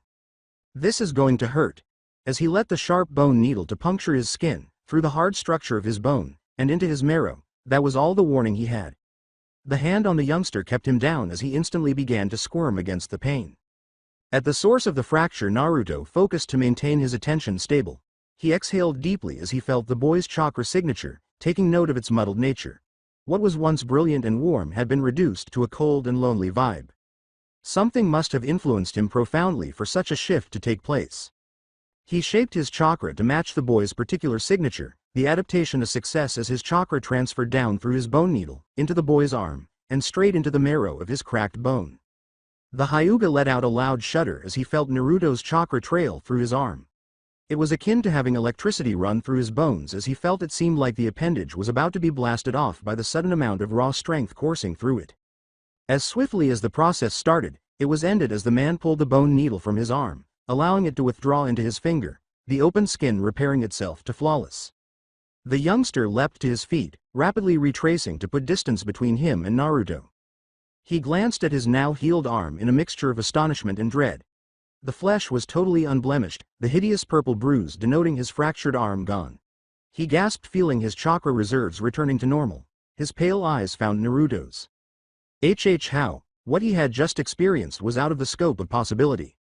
Rolling his eyes, Naruto pulled himself to his feet as he stretched his fingers, generating cracks so loud they made the small kid to flinch. He stared at the open-mouthed look of fear on the genin's face before he decided to answer him, allowing the bones of his ribcage to move, knowing those eyes allowed him to see right inside of him. Naruto replied, "This is my power." The Kekkei Genkai of the now extinct Kagaya clan ran through his skeleton structure, gifted to him through sad circumstances. Naruto was worried that the boy's eyes would pop out of his skull because they were so big. Although Naruto's chakra was severely restrained to conceal his enormous reserves, the youngster had seen a peek of the power beneath that momentary display of bone manipulation. What are you?" he mumbled, taking timid steps back. "Good." The naked dread on his face would make him stay away. Naruto turned his back to him as he removed the mask on his belt and attached it to his face. He walked a short distance in the direction of the forest before stopping and looking over his shoulder at the youngster. "Whatever crime you committed, as if now it doesn't matter," he watched as the boy's head sank in humiliation. "It's a consequence you will have to live with." ID. The young man's eyes began to well up with tears. "I don't know what to even do." Naruto's mask shifted back to the trees, silently pondering on his own life while he thought of answer. "As of now, the only thing you can do is make the choice you'll regret the least." He missed the way pale eyes snapped to his back. He didn't see the Hyuga approach him with his hands up, saying, "That's all life really is after all. Choices and the decisions we make." Take care," Naruto whispered. He accelerated through the trees, leaving the youngster in his wake and turning into nothing more than a blur. Strong legs propelled him ahead, accelerating his pace as he tore through the trees while ensuring that his footfall remained silent. For an hour, he traveled steadily, silently, and with his eyes fixed on Tanzuku Gai, his target. His head immediately turned as something stirred at the edge of his perceptions. Someone was following him.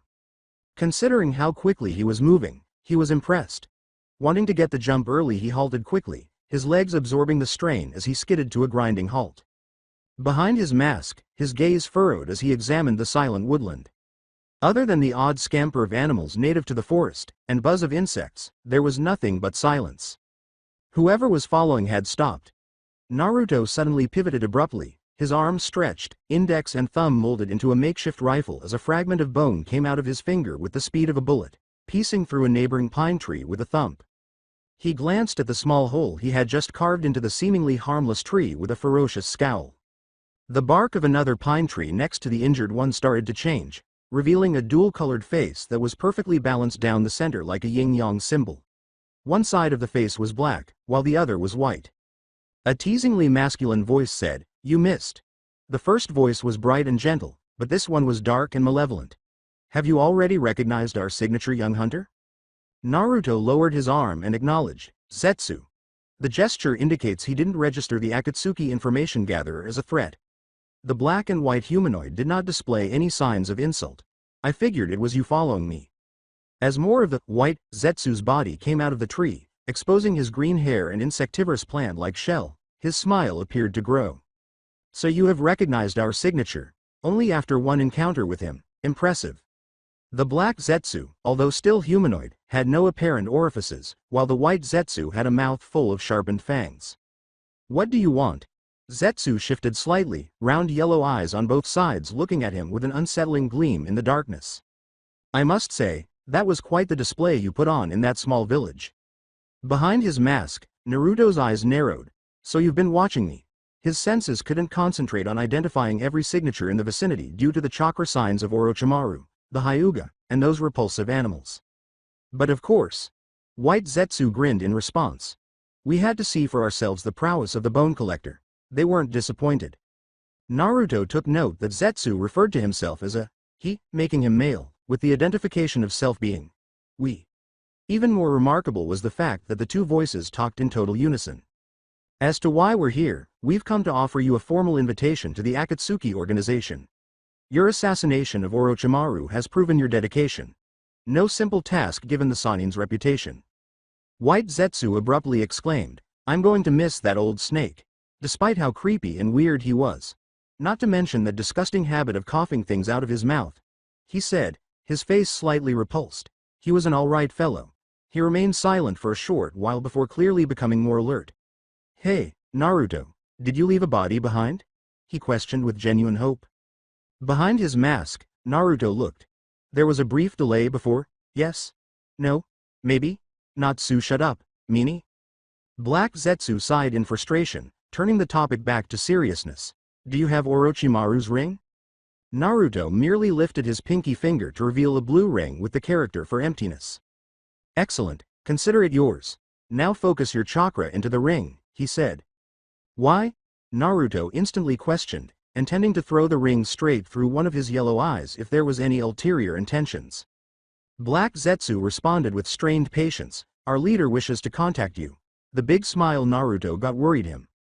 Naruto thought slyly as he obeyed a plant man who looked like aloe vera. Following instructions, he directed his chakra into the ring while maintaining eye contact with the man. It immediately began to shine and Naruto felt as if his chakra was almost being broadcasted. Someone was on the receiving end. He strained as a vision materialized before him. It had a humanoid form and appeared to be experiencing electronic interference as it flickered in place. With the exception of the eyes, the image was completely transparent. He noticed the purple irises and sclera right away. What dropped his lips open beneath his mask was the ripple pattern that stretched over the eyeballs. What had previously only existed as images in old texts and scrolls was now observing him with curiosity. The Rinnegan. The graphic said, Naruto Namikaze. The sound was extremely distorted and packed with static. Naruto needed some time to gather his thoughts. "You're the leader of Akatsuki, I presume?" "That is correct. I am Pain. A god who will bring peace and justice to this world." Beneath his mask, Naruto's eyebrows lifted. "A god, really?" Naruto saw Zetsu observing the conversation with curiosity as the ring-patterned eyes regarded him steadily. "I'm the son of Zeus born on Mount Olympus hailing from the Andromeda galaxy. is what he intended to express, but all that came out was a disgruntled. Right. The Rinnegan squinted at him. You doubt my power? The so-called god questioned. Naruto replied in a somewhat courteous tone. No, he shrugged his big shoulders and said, I know you must be powerful to lead such an organization as Akatsuki, but calling yourself a god? I've heard that too many times. Many before you have doubted my power. Few have witnessed it, and all who have stood against me perished. The picture scoffed as those eyes briefly closed after staring at him in silence. With a contemptuous tone, he responded, if you say so. Tell me, how is that you possess the Rinnegan? How is that you, a Namikaze, possesses the Shikatsumiku? Pain asked. Or should I say Uzumaki? Naruto's eyes narrowed. I neither consider myself a Namikaze or Uzumaki. I hold no ties to my village. Those bonds have been severed. He thought the performance was worthy of an Oscar. Pain's eyes seemed to look right through him, examining him in tight quiet. Tell me, the apparition said, repeating what he had spoken. Do you know who the Kyuubi Jinchuriki is? Naruto's hand clenched so firmly that snapped his knuckles with a pop it didn't hurt. The bone was already repaired in few seconds. No, he stated simply. His heart was hammering against his ribs on the inside. As Pain looked down at him, he became aware that he was holding his breath and let out a slow breath to calm himself. The image hummed slightly, and he heard it, HN. If you say so, Pain teased, then shifted the subject. Zetsu has shown me the result of your hunt for Orochimaru. Well done. Does this mean Zetsu was able to capture and send all he witnessed? Naruto was learning everything he could. Orochimaru was a thorn in my side for far too long. His own hubris of thinking he could use the Akatsuki to further his own needs lead to his downfall. My only regret is that I didn't witness his death myself. I left his skeleton on a pike, so if you're up for sightseeing then you should pay the area a visit. Naruto sensed that Pain was grinning as he blinked. HN. If I ever visit the land of fire it would be to bring about judgment to Konoha. Oh? Naruto asked curiously. What has Konoha ever done to you to deserve such pain? After some while, Pain stated, that's nothing you need to worry about. Naruto couldn't figure out why he was pausing for so long. Since your capture was a success, your invitation is guaranteed. Do you accept? Naruto answered, sure. Would be a waste of time to go through all this trouble just to say no, right? Pain nodded his head. Indeed. You simply need to come to a megacure. There, your new dawn will begin. In the awkward silence, Zetsu moved. If it wasn't for the mask, Pain would be seeing Naruto's, what the fuck, look. Either Pain had just told him to come to a megacure, or he had misheard. Naruto repeated, a megacure? As in the same megacure run by Hanzo of the Salamander? The same guy who, after engaging in combat and simultaneously defeating all three, bestowed titles upon the Sannin. Let's not forget he had also single-handedly slaughtered every single member in the Leaf Army that was backing them up. What this phony idol was smoking, Naruto wanted a piece of it. It must be really good. Hanzo is dead. Naruto gave a blink. He heard the man clearly this time, but the processed information being delivered to his brain must have short-circuited as he reiterated the phrase. Did you just say Hanzo is dead? Pain responded in the same steady, deep voice. He has been for quite some time. Impossible. He was hearing it from the lips of the head of the Akatsuki himself, and his brain refused to believe it. That's a load of she. He realized that Pain had the ability to support his radical title, and the response on the tip of his tongue stopped as Pain's words returned to him. Don't doubt my power, he declared, patience coming to an end as his eyes sparkled. A shiver steadily crept up Naruto's back, making him stiff. Feel pain. Consider suffering. Accept pain. Hold on, what? No pain. After stumbling backward, Naruto fell to his knees. He hastily lifted up his mask, revealing his mouth just in time as he began to throw up bile and saliva. He felt as though he had been abruptly submerged in freezing water as the chilly sensation spread throughout his body while he was throwing up his insides. He was left panting, on his hands and knees, staring at the bile-covered ground when the stirring in his gut eventually stopped. I am Pain. He cautiously raised his face to see Pain looking down at him. The clouds in the sky parted, displaying a full moon. White light streaming down on the clear picture, bathing him in a transcendent brilliance. I am God.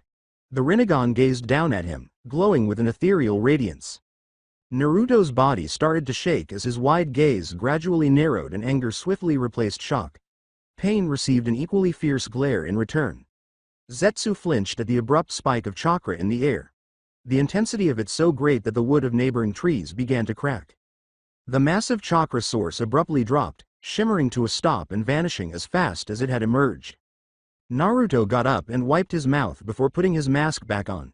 An icy fury flashed in his eyes at the apparition before him. He controlled his temper for the time being. "Whatever you say." A pale, malnourished visage scoffed as they received the signal from inside the tallest tower overlooking the rain-soaked village of Omegakure, miles distant from their location. "I expect your arrival by the end of the week." After the message was sent, the hologram vanished, and Naruto swiftly stopped sending chakra to the ring, terminating his chakra broadcast. He removed the ring from his little finger and considered whether or not to crush it before returning it to his utility bag. Naruto scoffed to himself as he looked at where the hologram had been. God, my ass. He wondered what on earth the man had done to him to cause him to throw up. He hasn't puked since he was 5 years old. "It's a jutsu that uses the ring as a conduit," Zetsu remarked, appearing right next to him. The sensation of a sharp bone extending from Naruto's wrist over the skin of the plant man's neck caused him to remain still. "Pain must have sent his chakra through the link to affect you." Naruto didn't lower his wrist as he glared at the humanoid. "Why tell me this?" "No reason." White Zetsu grinned. "You do need to learn about us before joining, right?" When fully upright, Naruto had a complete view of Zetsu. Blue jeans with bandages around his legs are visible beneath the black Akatsuki cloak, which is covered with crimson clouds.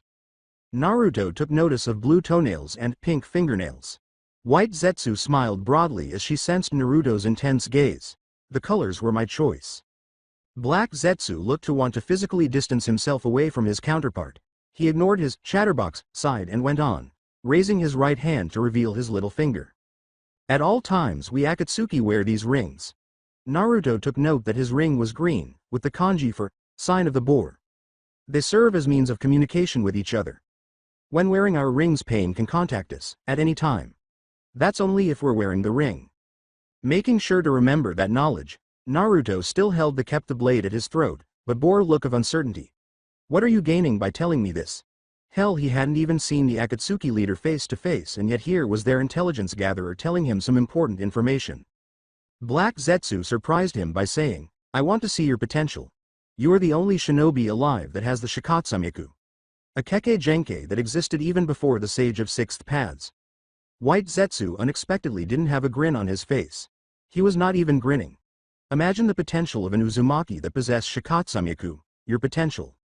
As the man started to sink into the ground, Naruto had to glance away from him and focus on his feet since it was so smooth that it appeared as though he was passing through the ground. "Now imagine if you had a Byakugan," he said in a tone that bordered on arrogance. "That would just be nostalgic." Naruto asked, "Wah? Who are you?" He made one final statement before completely submerging himself. "We're Zetsu. Tread carefully, Naruto. Sooner or later, the hunter will become the hunted." At last, Naruto was left alone in the jungle to reflect on what the plant man had spoken. Satisfied that the man was actually dead, he extended his senses to the fullest in search of any remaining source of Zetsu.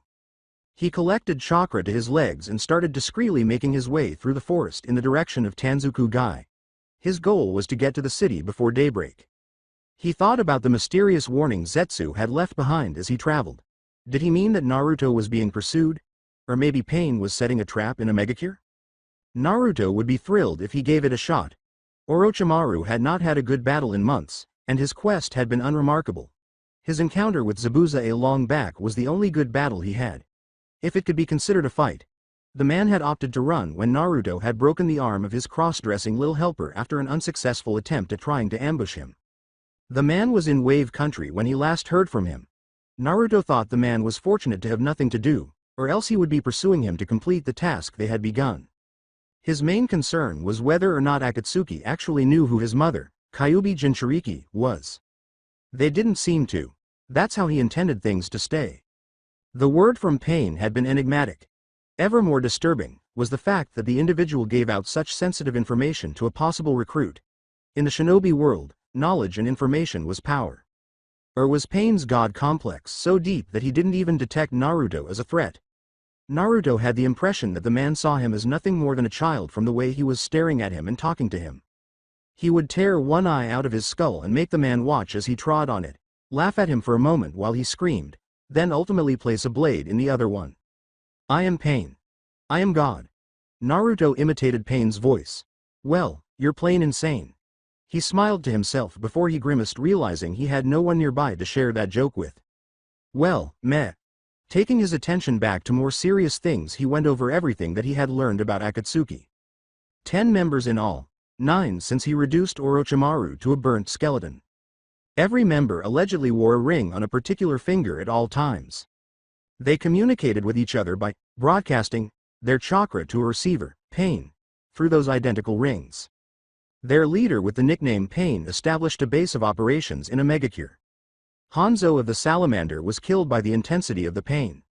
Lastly, Zetsu's mother was a tree, and his father was a Venus fly trap. He realized that this day wasn't totally uneventful as he considered everything. Much was learned about the Akatsuki than he could ever guess. The only thing that still puzzled him was Pain's cryptic speech and Zetsu's behavior. Why was the plant man discussing the Byakugan and sentimentality? Last time Naruto checked, he was the only person with the Shikatsumiku alive, and if his parents weren't really faithful, he didn't have the Byakugan. Unless, Byakugan, nope, nothing, bummer. It's not as though he intended to go tear out the eyes of some gullible Hyuga. They were all in Konoha. Aside from one. The secrets that the Hyuga clan went to the trouble of putting a seal on the foreheads of some members of their own family to keep the Byakugan from falling into the wrong hands. Kami forbid a main house member dying on the battlefield.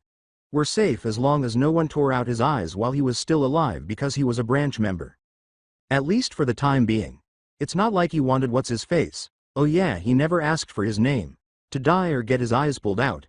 He wasn't heartless. Most of the time, he just prayed the young Hyuga lived. Looked really feminine looking though. Almost reminded him of Zabuza's boy with the same feminine looking features. If he remembered correctly, his mom always made fun of his dad's blemish-free face.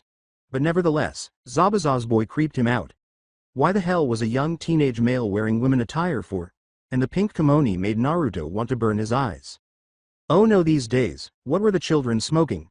Thankfully, Naruto was born during a time when the war was still ongoing. Otherwise, his life would have likely been very different. In contrast, Naruto's face was attractive and manly. With the exception of his somewhat longer, shaggier-looking hair and the 3 whisker mark lines on his face, he is nearly identical to his father. Speaking of hair, he would need a haircut soon. Should he let it to grow? Perhaps develop a ponytail? He observed that all of the most influential figures in history had long hair. Senju Hashirama has long black hair. Naruto received the collector action figure as a child. He believes it to be the sole true godlike figure. Madara Uchiha has long black hair. He also has his Kyuubi mount action figure. Tobirama Senju has long white hair.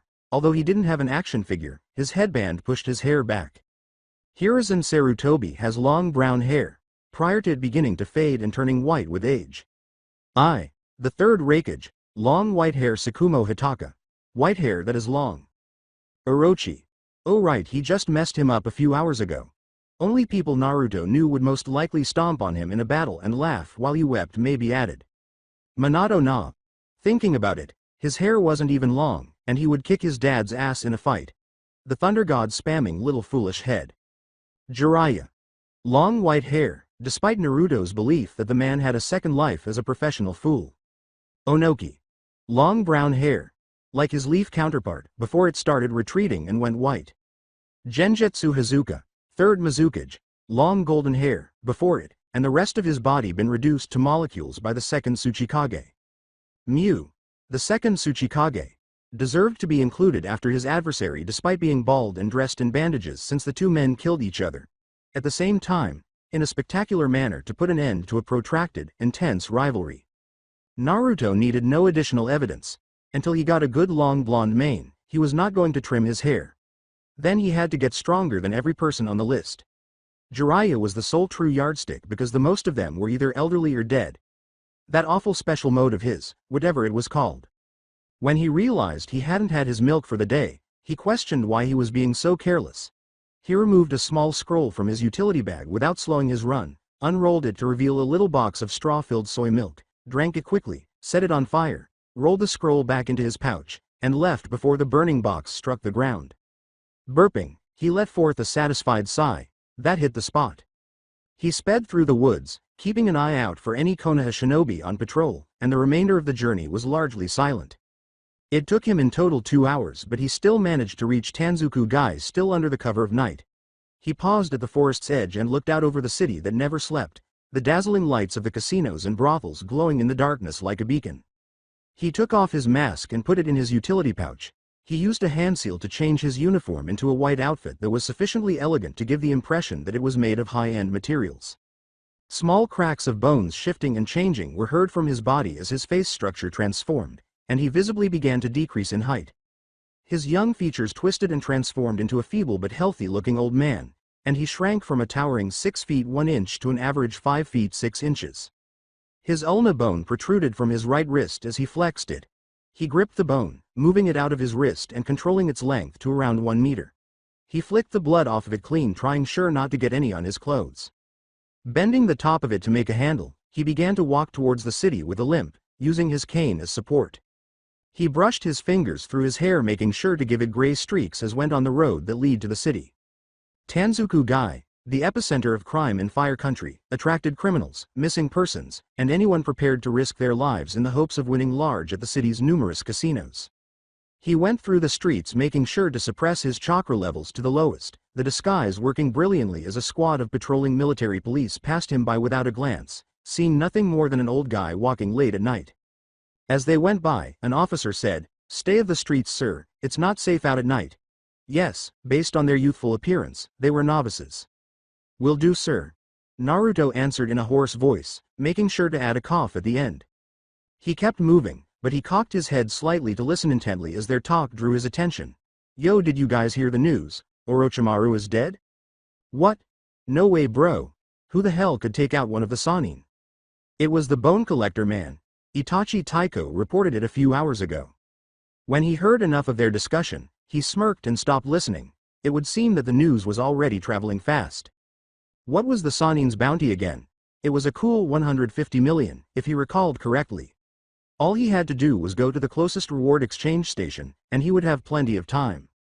His leisurely stroll led him beyond the more tourist-friendly section of the city and into the red light district, which the police didn't even try to patrol. Even at this hour of the night, the streets were littered with hookers, pimps, gangsters and other folks that thrived in the criminal underground. To Naruto, it felt like home. "Looking for a good time, daddy?" An attractive-looking redhead purred at him. She simply chose to cover her impressive-looking chest with a black towel, flaunting her toned tummy and a matching miniskirt that left little room for interpretation. Naruto just walked by her without looking at her, and she pouted. "Ah, you're breaking my heart, sugar." Naruto continued forward, ignoring the woman. Hookers, whores or any other woman willing to sell their bodies for sex were never his taste. He was simply that way. He was pals and had close ties with several hookers, so it's not that he wasn't prejudiced against them, he was simply not into them. All women deserving of respect were handled with respect. Unless they wanted to murder him, and no, he wasn't gay. Not at all. He treated a homophobic person as if he would treat anyone else. Tell him a witty joke and he would instantly be your friend, piss him off and have sharp bone jammed through your throat. In addition, the woman's hair was artificial. He stopped, gazing up at an opulent-looking hotel that reached the city skyline. Guarding the door were two menacing-looking yakuza, eyeing him with blank eyes.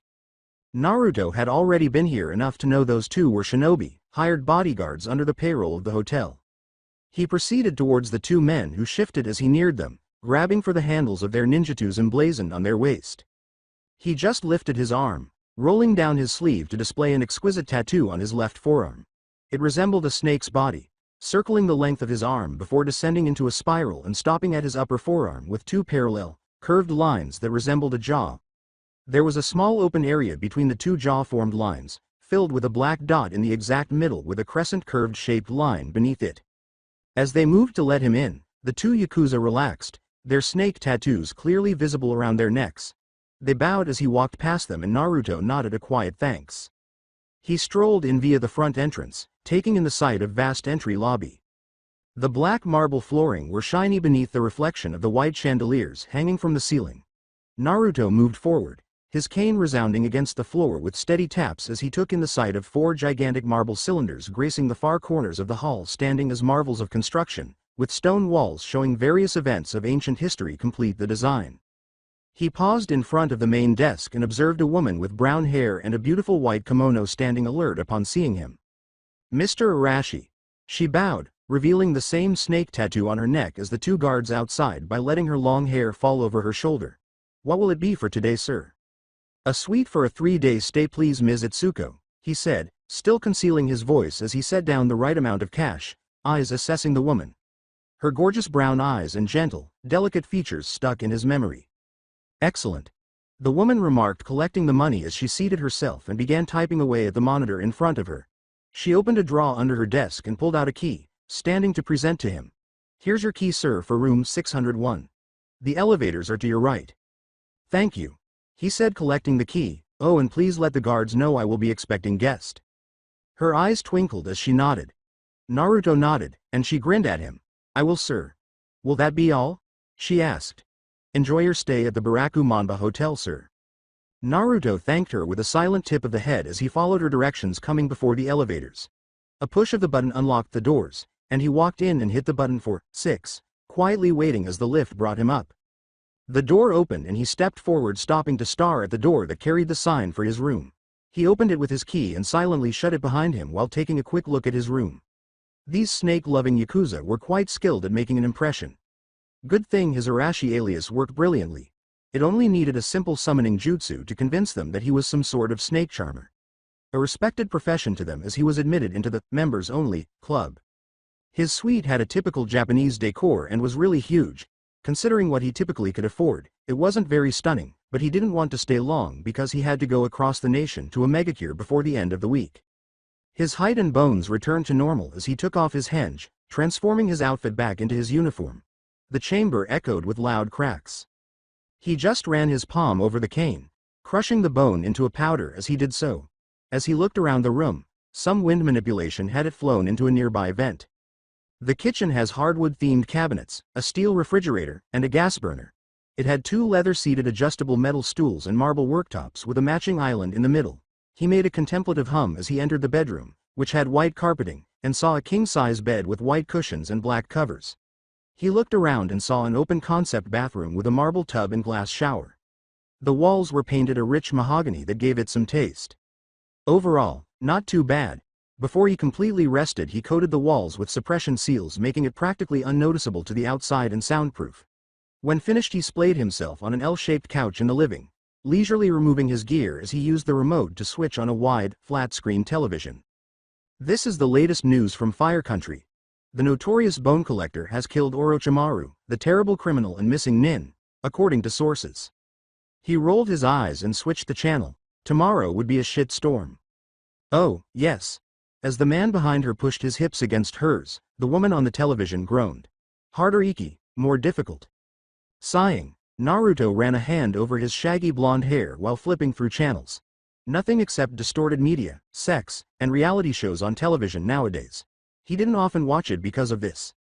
At this hour of the night he doubted there would be anything to watch. On the final Dragon Ball Z episode. Finally, he remarked with a sigh, laying back on some plush white couches. He couldn't believe this show was still being aired. It only appeared late at night, he guessed. He watched as a young adolescent engaged in an energy wave battle with a green-looking alien while removing his heavy vest and tossing it aside, leaving him nude. He was holding a box of soy milk and drinking the liquid via the straw while he watched in rapt attention, saying, "Holy shit, the Cell games. Will Gohan be able to withstand the power of Cell?" As the credits rolled, he moaned to himself, "Join us on the next time on." As a child, he adored this show. But the action scenes only lasted a few minutes if the actors weren't looking at each other for more than half the episode. He kicked off his sandals as he made himself more comfortable on the couch, dumping the empty box to the floor with the rest of his gear. What a long, long day. His eyes began to shut as the need for sleep began to take impacts on his body. However, he had to make contact with him before getting some much-needed slumber. He twisted the distal phalanges of his left index finger, making it as sharp as a knife, and lightly cut his thumb on his right hand. To even start cutting his flesh, a chakra-enhanced blade would be required. He lightly brushed his bloody thumb on the ink of his tattoo, stopping just in between the snake jaws. He struck the couch's seat with his palm, summoning jutsu. A tiny puff of smoke appeared. It took a few seconds for the smoke dissipate, showing a gray-colored snake. It hissed softly, directing its black eyes up at Naruto, the yellow pupils flashing in recognition. The snake hissed in greeting, "Master RRRRR. So it's true. The white snake is dead." The voice was smooth, even seductive in character, with an audible feminine tone. "Kiyohime." Naruto greeted the black mamba. "Yes, Orochimaru is dead." "A pity." The identified Kiyohime murmured dismissively. Her long slender form coiled about her as she snarled in displeasure. "Never liked him anyways. That arrogant worm, acting like he was in control, having no respect for Manda-sama at all, She uttered a sigh of disgust. Always asking annoying questions about the Ryuchi CA, she stopped off seeing Naruto's raised brow. "The Ryuchi what?" "Oh, it's nothing," she murmured with a taunting hiss, quickly changing her attitude as a dark tongue flickered out of her mouth to taste the air. Her head, shaped like a coffin, looked around the space. "Hotel?" she questioned, obtaining a nod from Naruto. "Oh, much better than last time. Nice to be close to civilization opposed to the wilderness, right, master?" She got herself comfy on the couch as she focused on the screen. "Right," he remarked, capturing her interest. "I need you to find my contact for me. When you find him, tell him to meet me here in Tanzaku-gai. He should know the hotel," he continued. "Tell him not to keep me waiting." Thursday, July 3rd was the date. He needed to get to a megacure by the end of the week. Kiyohime sneered. "Not that disgusting man again. Master, you need to gain better allies." Naruto sighed at her attitude. "I've told you countless times before, despite his nature, he's an extremely powerful shinobi and spy master." She mimicked Naruto's voice flawlessly, and when his eyes twitched, her laughter sounded like chimes, as if. Stifling a yawn, Naruto ran a hand through his spiky blonde hair. "Can you do this for me, please?" "Of course, master, I live to serve your will." Naruto fought back the joke on his mouth. "Do you require anything else?" Her yellow eyes glittered up at him, scanning over his shirtless clothes specifically. "No," Naruto uttered a firm no, swiftly covering himself with a cushion and getting ready to swat away any unexpected movements, or flee if necessary. "You sure?" "Yes." "Not even, no, what if I should chaw?" "No, not even if I, no, but I really No. Naruto cried, tossing the cushion at her head. She gave out a giggle, deftly dodging the pillow. His reactions were always priceless, but it was unusual to get under his tough exterior. "Fine." Her body uncoiled to an astounding 3 meters given her size, and she slithered off at the speed of an arrow to a window before stopping and slowly turning her head to look at him. She coughed expectantly. "Ehem. You can open it yourself," Naruto stated, putting his focus back to the screen. "Yes, but a handsome young gentleman such as you should show some chivalry for a lady. You're perfectly capable of doing it yourself, master," she cautioned. "What?" Naruto extended his palm to cup his ear as he purposefully turned up the volume of the television. "Can't hear you," he yelled. He heard her hiss angrily at him. "Rude." She sighed before the sound of the window opening was heard. Naruto grinned and turned down the TV volume once more, letting go of her presence as he relaxed. He focused on the screen, seeing Gundam Wing was on. Back then, this was his shit. Sharp fangs immediately bit his hand. "Ow!" Naruto yelped in reflex, flipping over the couch and landing on his head. He sat up on his knees, looking down at his hand, seeing 2 puncture wounds in his skin. Thankfully, observing no venom was in the bite. It healed before his eyes as he gazed up at the sound of laughter. Kiyohime giggled down at him from her perch on the couch. "Haha, that's what you get." "Bitch." Naruto thundered. "What was that for?" She growled a disdain at him. "Do you see a female dog anywhere? Besides, you had it coming, being all rude when you're the one who summoned me." She shook her head. "You need to." "Ah." She narrowly evaded the pillow, heading for her head as she hurriedly slid around the floor, an enraged Naruto chasing her with a pillow hanging over his head. "Stay." He smacked the pillow down, missing her each time, garnering laughter for his effort. "Still, miss." "You, another miss, slimy." "Again, a miss." "Eel." When the cushion hit the floor, it exploded. She avoided once again, chuckling at his misery. "Slow poke," she mocked, quickly crawling towards the window and departing it with a swish of her tail. Naruto frowned as he held the ruined pillow in his hands and gazed out the window. His mood got extremely bad as he discovered there were feathers all around the apartment oozing from the pillow. "Aw shit." Naruto crashed on the ground and spent a solid 10 minutes tidying up all the feathers and discarding the broken pillow. Without bothering to switch off the TV, he stretched himself across the couch and closed his eyes, his body pleading for sleep. His eyelids opened as he felt the sudden need to pee. He was already lying down, right now feeling too lethargic to get up. He merely pushed back the impulse as he closed his eyes. 5 minutes later he was shifting restlessly as the need to pee grew stronger. He rose from the couch and went to the restroom, complaining, "It's all Kiyohime's fault." 10. He ran as quickly as his small legs would allow. 9. His eyes rapidly searched around, noticing the jungle gym didn't afford any acceptable hiding areas. 8. Gotta hide, must hide. He internally muttered with haste. He gazed about before his sight discovered the tree line of a vast forest behind the park. His little face lit up with a broad smile. 7. Sprinting with all the speed of a 4-year-old, he laughed aloud as he made it to the cover of the trees by the time the count had reached 5. 4. He went farther into the forest, all the while looked about for a tree that would provide him ample protection. 3. A beautiful enormous oak tree drew his sight. In an attempt to glimpse the top of the tree, he hurried up to it and tilted his head back. "Whoa, what a massive tree," he pondered. 2. "Oh shoot," he yelled, internally slapping his head for being too loud. His stubby arm and legs were too little for him to even have the strength to climb the tree, so he gave up after the first try. 1. With his back against the bark, he sprinted around the tree. 1.5.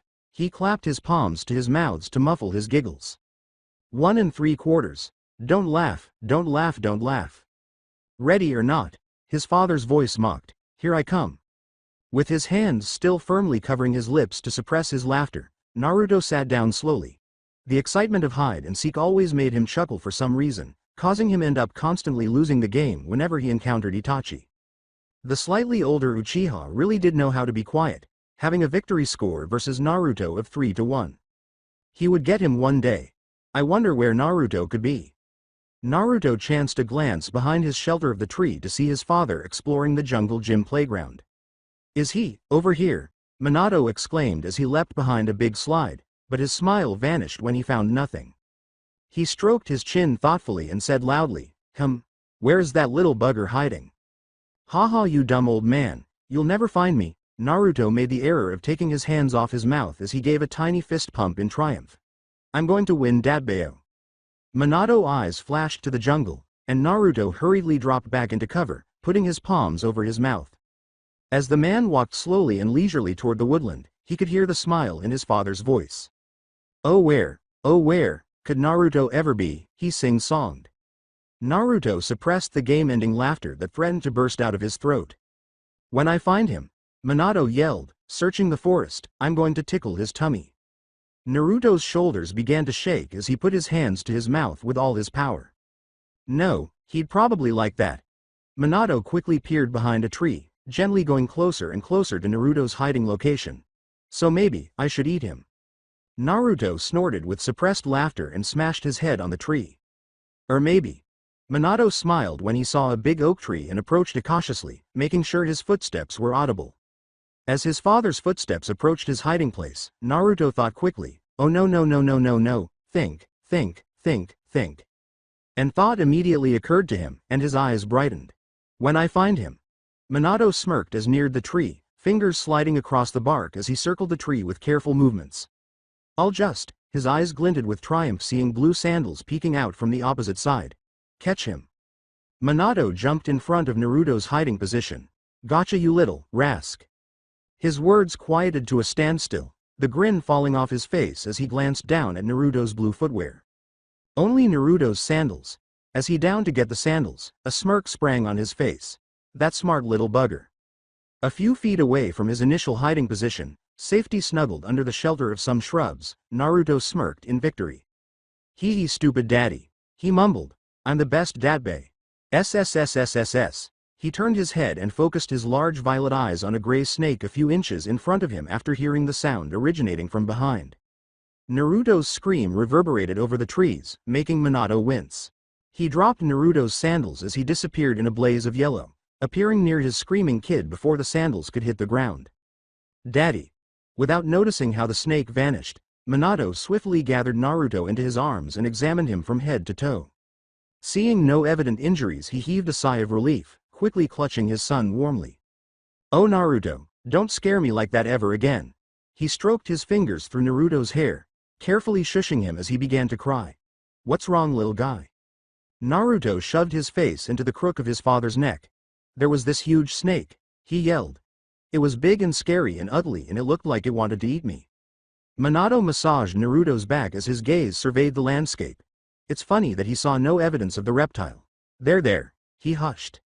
He made his way back to where he dropped Naruto's sandals, holding the youngster in one hand and scooping them up with the other, before making his way out of the woodland. You okay, little guy? He said as Naruto cleaned his face. He received a timid nod. You want to put your sandals back on? Naruto shook his, pressing his face back into his father's neck. Carry me, he insisted, noticing how his father rolled his eyes but gave in. Fine, but only on one condition. What's a Konta-san? Naruto asked, lifting his head. Kon D Tion. Minato corrected. Say it with me, Kon. Naruto echoed. Tion. Shun. No, not Shun, Tion. Shun. Naruto repeated. Minato repeated. Tion. Shun, Naruto said, appearing perplexed. Minato shook his head and said, no, he sounded it out, Tion. Shun. Naruto copied. I'm saying shun like you said, you silly head. No, you're the silly head. Minato fired back. Naruto gasped before his eyes narrowed. No. You are. Nah, exclaimed Minato. You're the silly head that can't say Tion right. Naruto's face flushed, and Minato suppressed a giggle. Shun. Clean out your ears, you, Datbeo.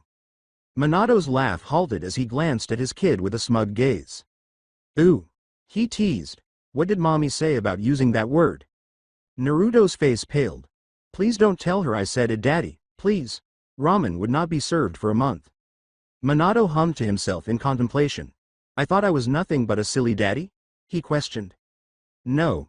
You're the best daddy ever, Naruto said as his tiny hands encircled his face. I promise to never use it again. Dateba. He clapped a hand over his mouth. Minato grinned vindictively as his eyes sparkled with a taunting glimmer. I'm telling. No, the people of Konoha stopped to stare as the fourth Hokage went down the streets. It was typical to see the beloved cage going about, but what paused many in their day-to-day activities was the sight of the man carrying blue sandals in one hand, and the other, tucked under his arm. A small copy of himself trying to bite off the man's arm. Minato merely grinned at the inquisitive expressions. He ignored Naruto's attempts to chomp off his arm and exclaimed, Kids, I tell you, what would you do without them? When Naruto tried to grip his face, he pulled him from beneath his arm and leaned his head back. If a certain someone behaves, he held up a finger to halt Naruto's swipes. Then we can maybe go get some ramen? Like a switch was flipped, Naruto was all smiles, climbing to the top of his shoulders with a broad grin on his face. Ramen. Minato only chuckled as he clutched onto Naruto's legs to keep him steady. Naruto quickly bent his body to stare down at his dad's face, peering at him eye to eye. This changes nothing. As Naruto straightened up on his father's shoulders and buried his face in his hair, Minato chuckled. Love you, silly-headed daddy. Minato gave a gentle smile. Love you to S. Boom. Both father and son flinched at the loud explosion. Both eyes looked upwards to see smoke emerging from a building. Minato immediately stepping aside to escape getting crushed by the debris that started to shower down on the streets. Nearby individuals in the vicinity weren't so lucky, as Minato looked in horror as victims were crushed under concrete. They're all dead. Minato fixed his attention on Naruto, who was staring at the horrifying spectacle with wide eyes. People started to flee away screaming. Just as the village alarm went off, Minato pulled Naruto off his shoulders and placed his face in the bend of his neck, saying, Don't look, Naruto.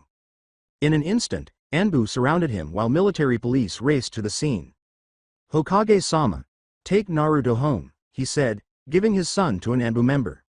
Yes, sir. He cruelly disregarded Naruto as the boy began to weep, straining his arms towards him as the boar-masked Anbu carried him away. Daddy.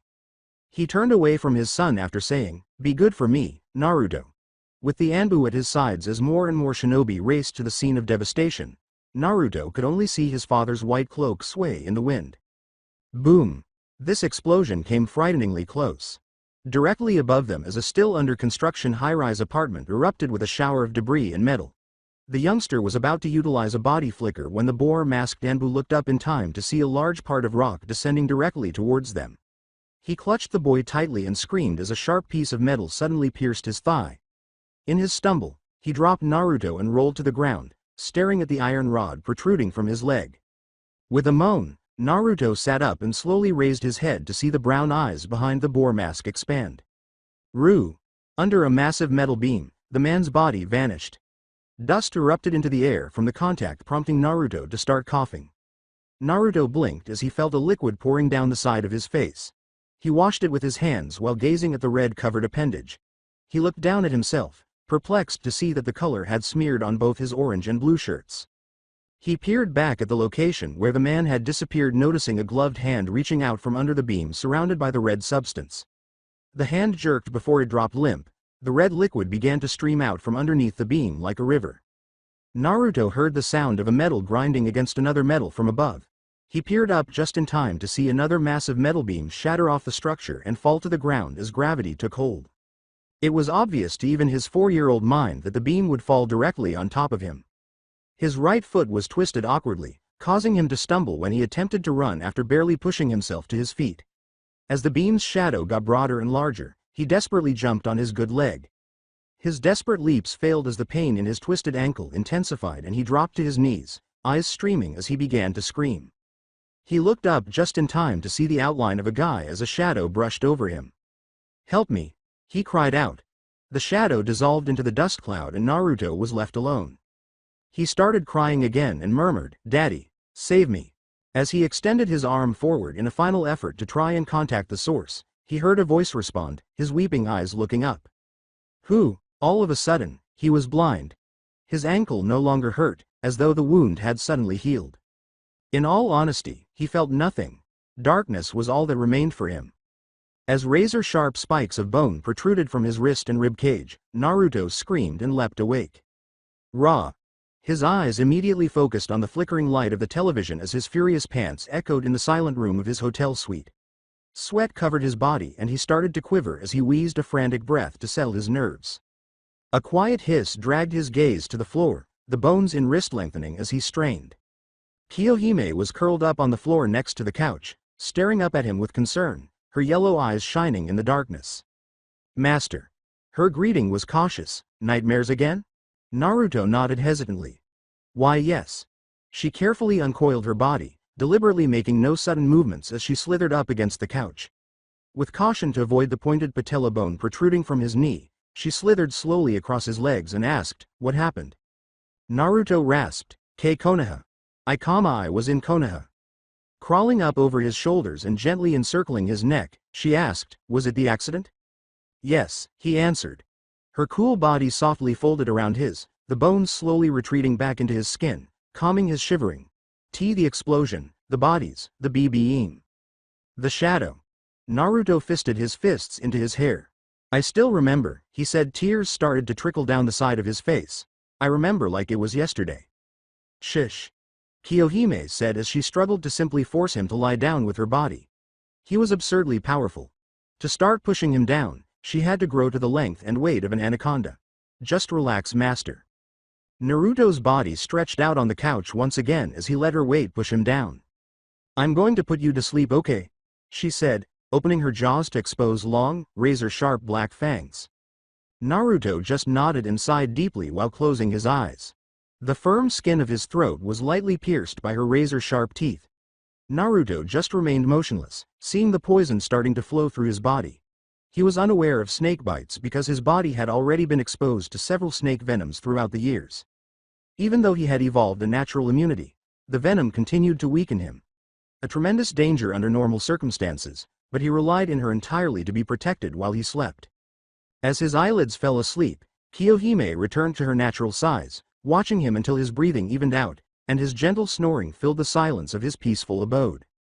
"Sleep well, master." "Hello, my dear sweet Itsuko." The receptionist at the front desk smiled at the man in front of her, stepping up to bow towards the man. "Hello, Jiraiya-sama." The man's sly glance at her cleavage went unnoticed by her lowered head. Leaning across the desk, Jiraiya took her hand and lifted it to his face, kissing her knuckle.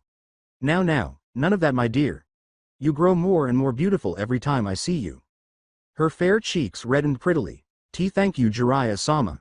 A large, perverse smile spread across the man's face, and she giggled. Jiraiya-sama, please, she said, glancing up at him through thick, long lashes. Behave. This was the nicest fucking hotel he had ever been to in all his 50 years. Ever. First off, the hotel stood as the peak of luxury. He never would have thought that something so ostentatious could exist in Tanzuku Guy's red light area. Secondly, it was secure. No one could enter unless they had the snake tattoo that all of them had on their necks. And if you somehow did manage to make it through the doors, you probably would get thrown into the snake pit that they had buried under the floors. In his instance, he was Mr. Arashi's distinguished and honored guest. Lastly, every single woman who worked there was stunning. If they so desired, each and every one of them might be featured on the Playboy magazine front page. They were all more appealing because of their snake tattoos. He sadly released the silky surface of her hand and said, all right, is Arashi in? Etsuko looked at her monitor while grinning and reclining on her chair. She looked at the screen and said, yes, he came in yesterday, in room 601. Jiraiya gave a nod of approval. Thank you, my darling. He instantly pouted, laying a palm over his heart. Regrettably, we must part ways once again. She chewed her lip as she carefully scanned her surroundings before using a finger to signal him. Jiraiya twitched his eyebrows suggestively, leaning down towards her with his ear bent towards her lips. She whispered in his ear and Jiraiya leaned back in wonder, a tiny blush on his face as Etsuko offered him a seductive smile. Don't keep Mr. Arashi weighing, Jiraiya-sama, she winked. Jiraiya turned numbly to his left and started to walk, his face still frozen. Other side, Jiraiya-sama, she said, observing as he moved in the correct direction and turned like a zombie. She saw him numbly lift a hand to touch the up arrow for the elevator, slowly walking in as the doors opened, then turning around to press another button. She blew him a kiss and waved goodbye. Give a thump. Just as the doors were closing, she giggled as the man fainted, a trail of blood streaming from his nose. Just as the doors opened, Jiraiya had returned to his ideal state after taking a few moments to gather himself. He was still grinning broadly at the prospect of what was ahead. It makes sense why Naruto frequently visits this place. The women were the bomb. He shook of his smirk, reverting to a seriousness rarely seen as he paused before the door that carried Naruto's room number. The brat had sent that ugly worm to come locate him, insisting that they needed to meet immediately. Jiraiya had a feeling he wasn't going to enjoy what he was about to hear. A seal emerged out of nowhere as he banged on the door, grinning. Outstanding. He considered. With a gentle click, the door unlocked as he pressed his hand to the seal and let his chakra to pass through it. He cautiously started to open the door by gripping its handle. All right, what do you want, brah? All of a sudden, he was gazing at the shiny black hair on top of his head. A quiet voice said, oh, I didn't notice seals were on the door. I was about to open it for you. Jiraiya only needed to glance down at the person with such a seductive voice. If it had been possible, his jaw would have fallen to the floor. Standing in front of him, with a hand also on the handle of the door, was the most gorgeous woman he had ever seen.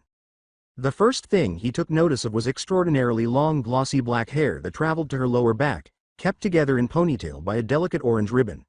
His eyes fell to her flawlessly straight nose and large pouty lips, as a few wispy strands of hair cascaded over her shoulder.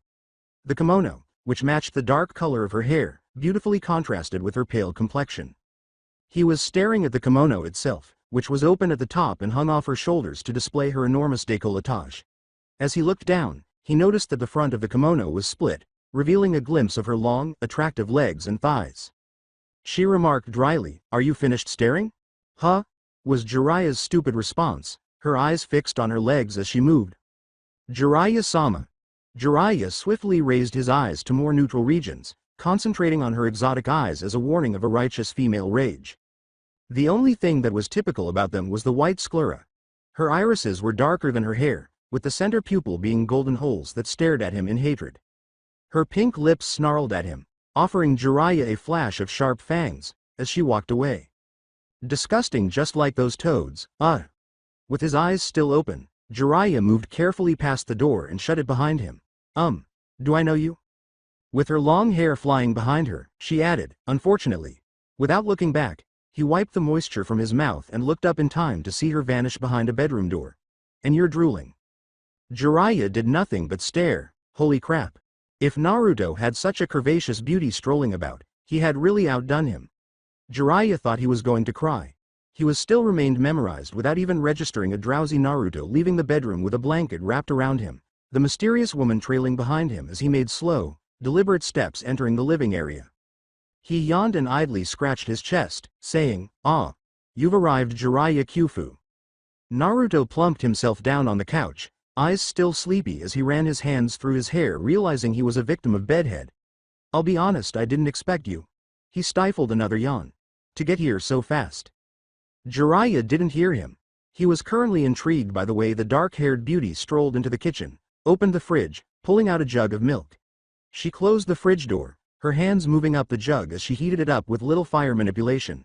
He saw her take a tiny scroll from her sleeve, place it on the counter, and unfold it to call forth an orange mug.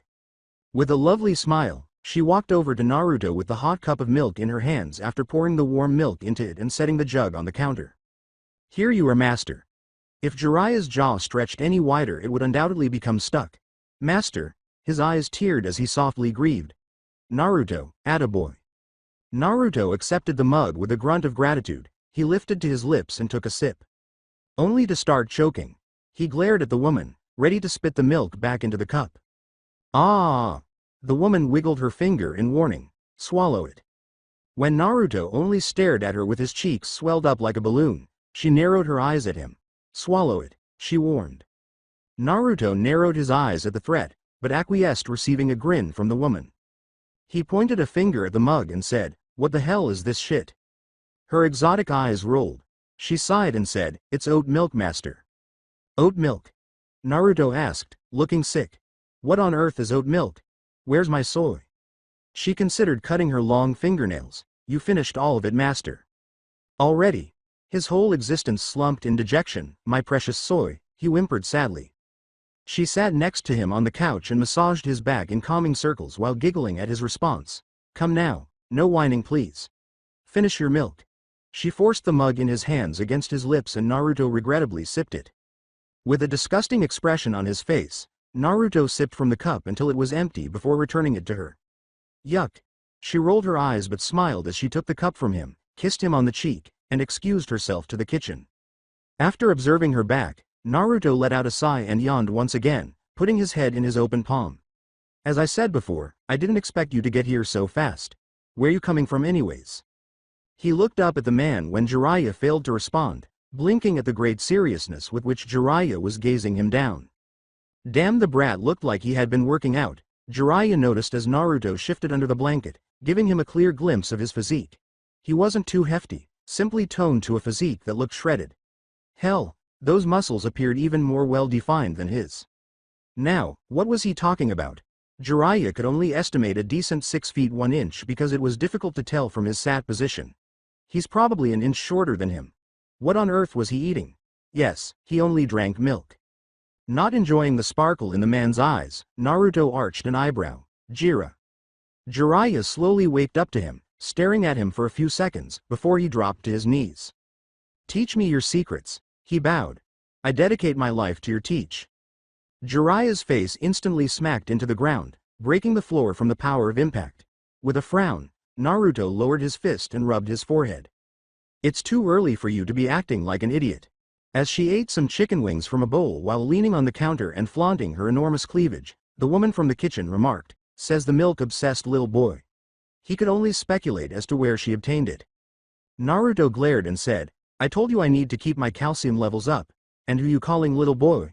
He abruptly sprang up, but the quick motion caused his head to spin, and he groaned and fell back into the couch. "Nice one, tough guy." She giggled, munching on a really tasty piece of meat. "Hey," his nose twitched, sensing that they were smeared in honey. "Save some for me." She carefully licked each of her fingers free of sauce while maintaining eye contact with him. She made dramatic groans as she did so, grinning as he rolled his eyes. Nope," she said with a wink. Jiraiya sprung to his feet and said, "Now that's just not fair," without getting hurt. He materialized next to the woman in a bodily flicker, gazing down at her in wonder, asking, "What have I been doing wrong for so many years?" He looked at her body shamelessly and said, "Such stunning perfection. Where does a rare gem like you even come from? Surely you must have fallen from the heavens?" Her beauty was just unearthly. A flawless hourglass form with shapely hips, a narrow modest waist, and a chest size that he would assume was only 2 cups smaller than his teammates. However, if any woman were in the same room as her, her features alone would make them doubt their own confidence, so the comparison ended there.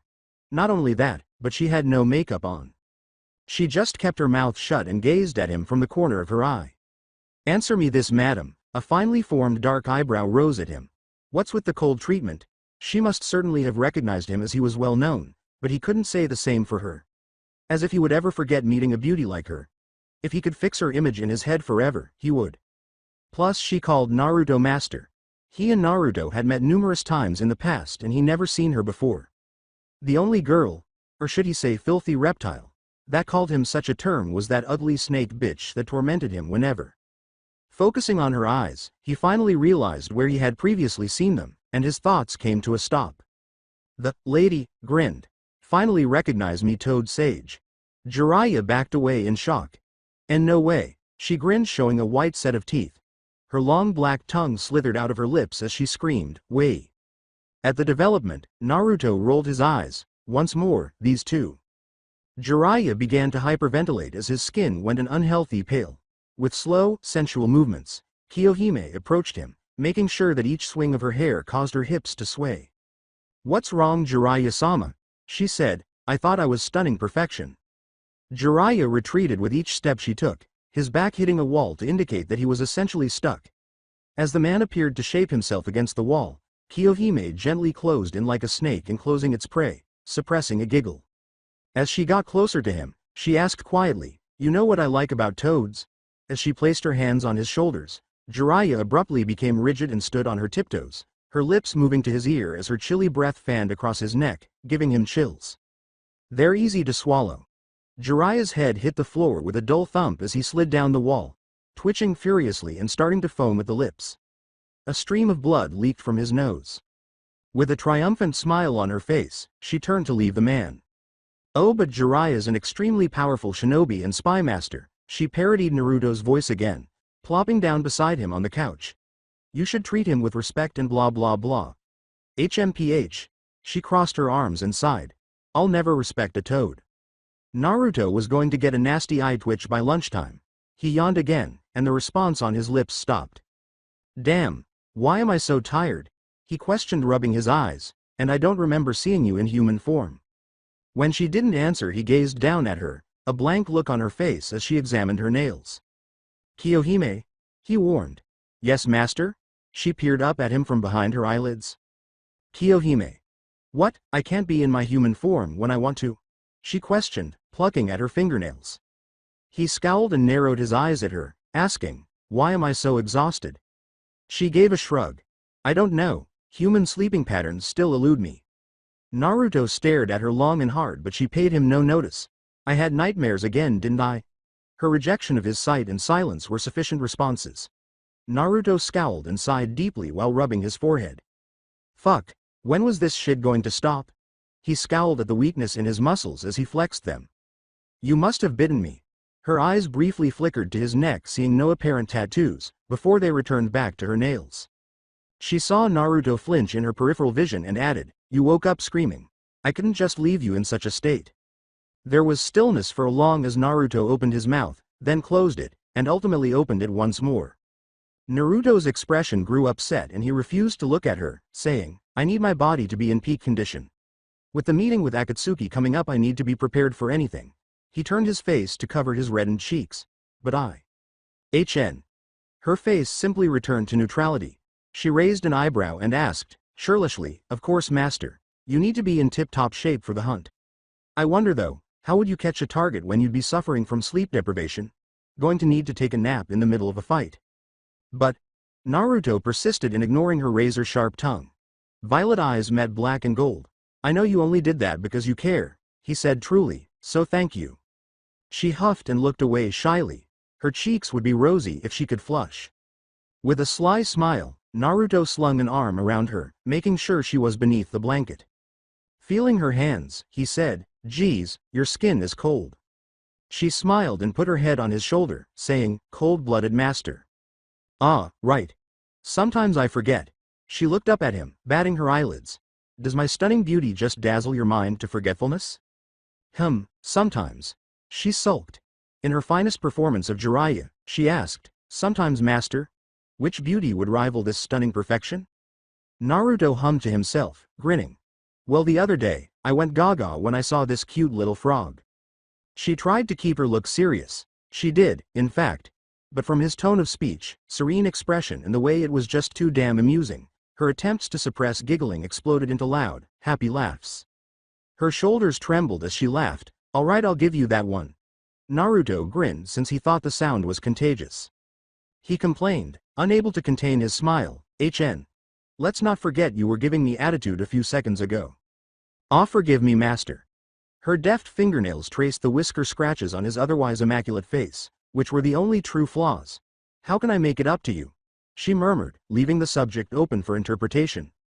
Naruto tried to keep his features emotionless as a warm hand cupped his chin, gradually moving his head towards hers as the other continued to brush his cheeks. I'm sure you'll figure something out. She closed the distance between them slowly, her chilly breath blowing across his lips. I have just the idea. She purred. Her eyes fell shut just as her lips brushed against his. He abruptly pulled back, causing her to lose her balance and land in his lap. She sat up with a pout, finding a scowl on his face and his eyes fixed on Jiraiya scribbling away on a notebook, a wide silly-looking grin on his face. This will be the next bestseller, happy, he thought. Icha, snake charmer. FWIP, suddenly, he found himself staring at a sharp bone spike that was piercing his notebook. That was uncalled for Naruto. Jiraiya scowled, slowly lowering his notebook, watching as Naruto dropped his arm, the gaping hole in the skin of his finger knitting itself together. Shut up and come here so we can talk. Jiraiya was about to sit on the couch, but Kiyohime's stare made him change his mind. He got a stool from the kitchen and positioned himself near the couch, spending a few minutes to fix it. All right, talk, brat. It was disconcerting how the man could go from humorous to serious in the blink of an eye. Naruto considered dropping this bomb on the man. He simply started with the two most significant things he felt would make Jiraiya suffer a stroke. Hanzo is dead, killed by the leader of Akatsuki, who also has the Rinnegan. It was credit to Jiraiya's experience that he didn't flinch. How do you acquire such information? He inquired after a long interval of quiet. He gestured to his utility pouch on the ground and said, I spoke with the leader himself, a man called Pain, using this. She merely extended her long tongue, wrapped it around his pouch, and placed it in his lap while grinning. Can you get that from me, please, Kiyohime? She was expecting a kiss, but he ignored her pout and thanked her with a nod. Naruto took his ring out of his pouch and held it up, saying again, using this. When I wear it, I focus my chakra into it to send out my chakra like a broadcast signal. Pain picks it up wherever he is, like a receiver, in this case a megacure. This is also how the Akatsuki communicate, appearing in the shape of static images. Apparently all of them wear their rings at all times. Interesting. Kiyohime commented, listening with rapt concentration. If this ring can allow you to communicate from long distances, then it could surely replace that device you humans use. What is it called again, master? A phone. Ah yes, a phone. Can't say I'm not impressed with human technology, she replied. After giving it some thought, Naruto remarked, I bet we'll create flying machines next. Peef, I doubt it. Kiyohime sneered. Jiraiya yelled, hey, to get her attention. He stared at them both, saying, this is no time for small talk. How can you be acting this way after learning such events? Do you realize what all this means, Naruto? Hanzo dead. Nagato as the leader of Akatsuki. Nagato? Naruto interrupted, scowling. As in one of your former students? Jiraiya realized the slip. His gaze dipped as he let out a strained, yes. Well, ain't that some shit? Naruto whistled appreciatively. Damn, that's rough. Jiraiya moaned as he reluctantly agreed. Nagato as the leader of Akatsuki? Yahiko and Konan must be members of the organization as well. Jiraiya shook his head as his eyes got distant in thought. With his three former pupils, where had he gone wrong? Only one questions though? Jiraiya was startled out of his reverie by the question and tilted his head, raising an eyebrow at his godson. Yes? He calls himself a god, so I was just wondering. Jiraiya's eyebrows rose over Naruto's hairline as his violet-slitted eyes stared back at him as Naruto's head slowly rotated to face him. Does he bleed? So this was it for the series. I hope you enjoyed it. To watch more series like this, subscribe to my channel. Till then, bye bye.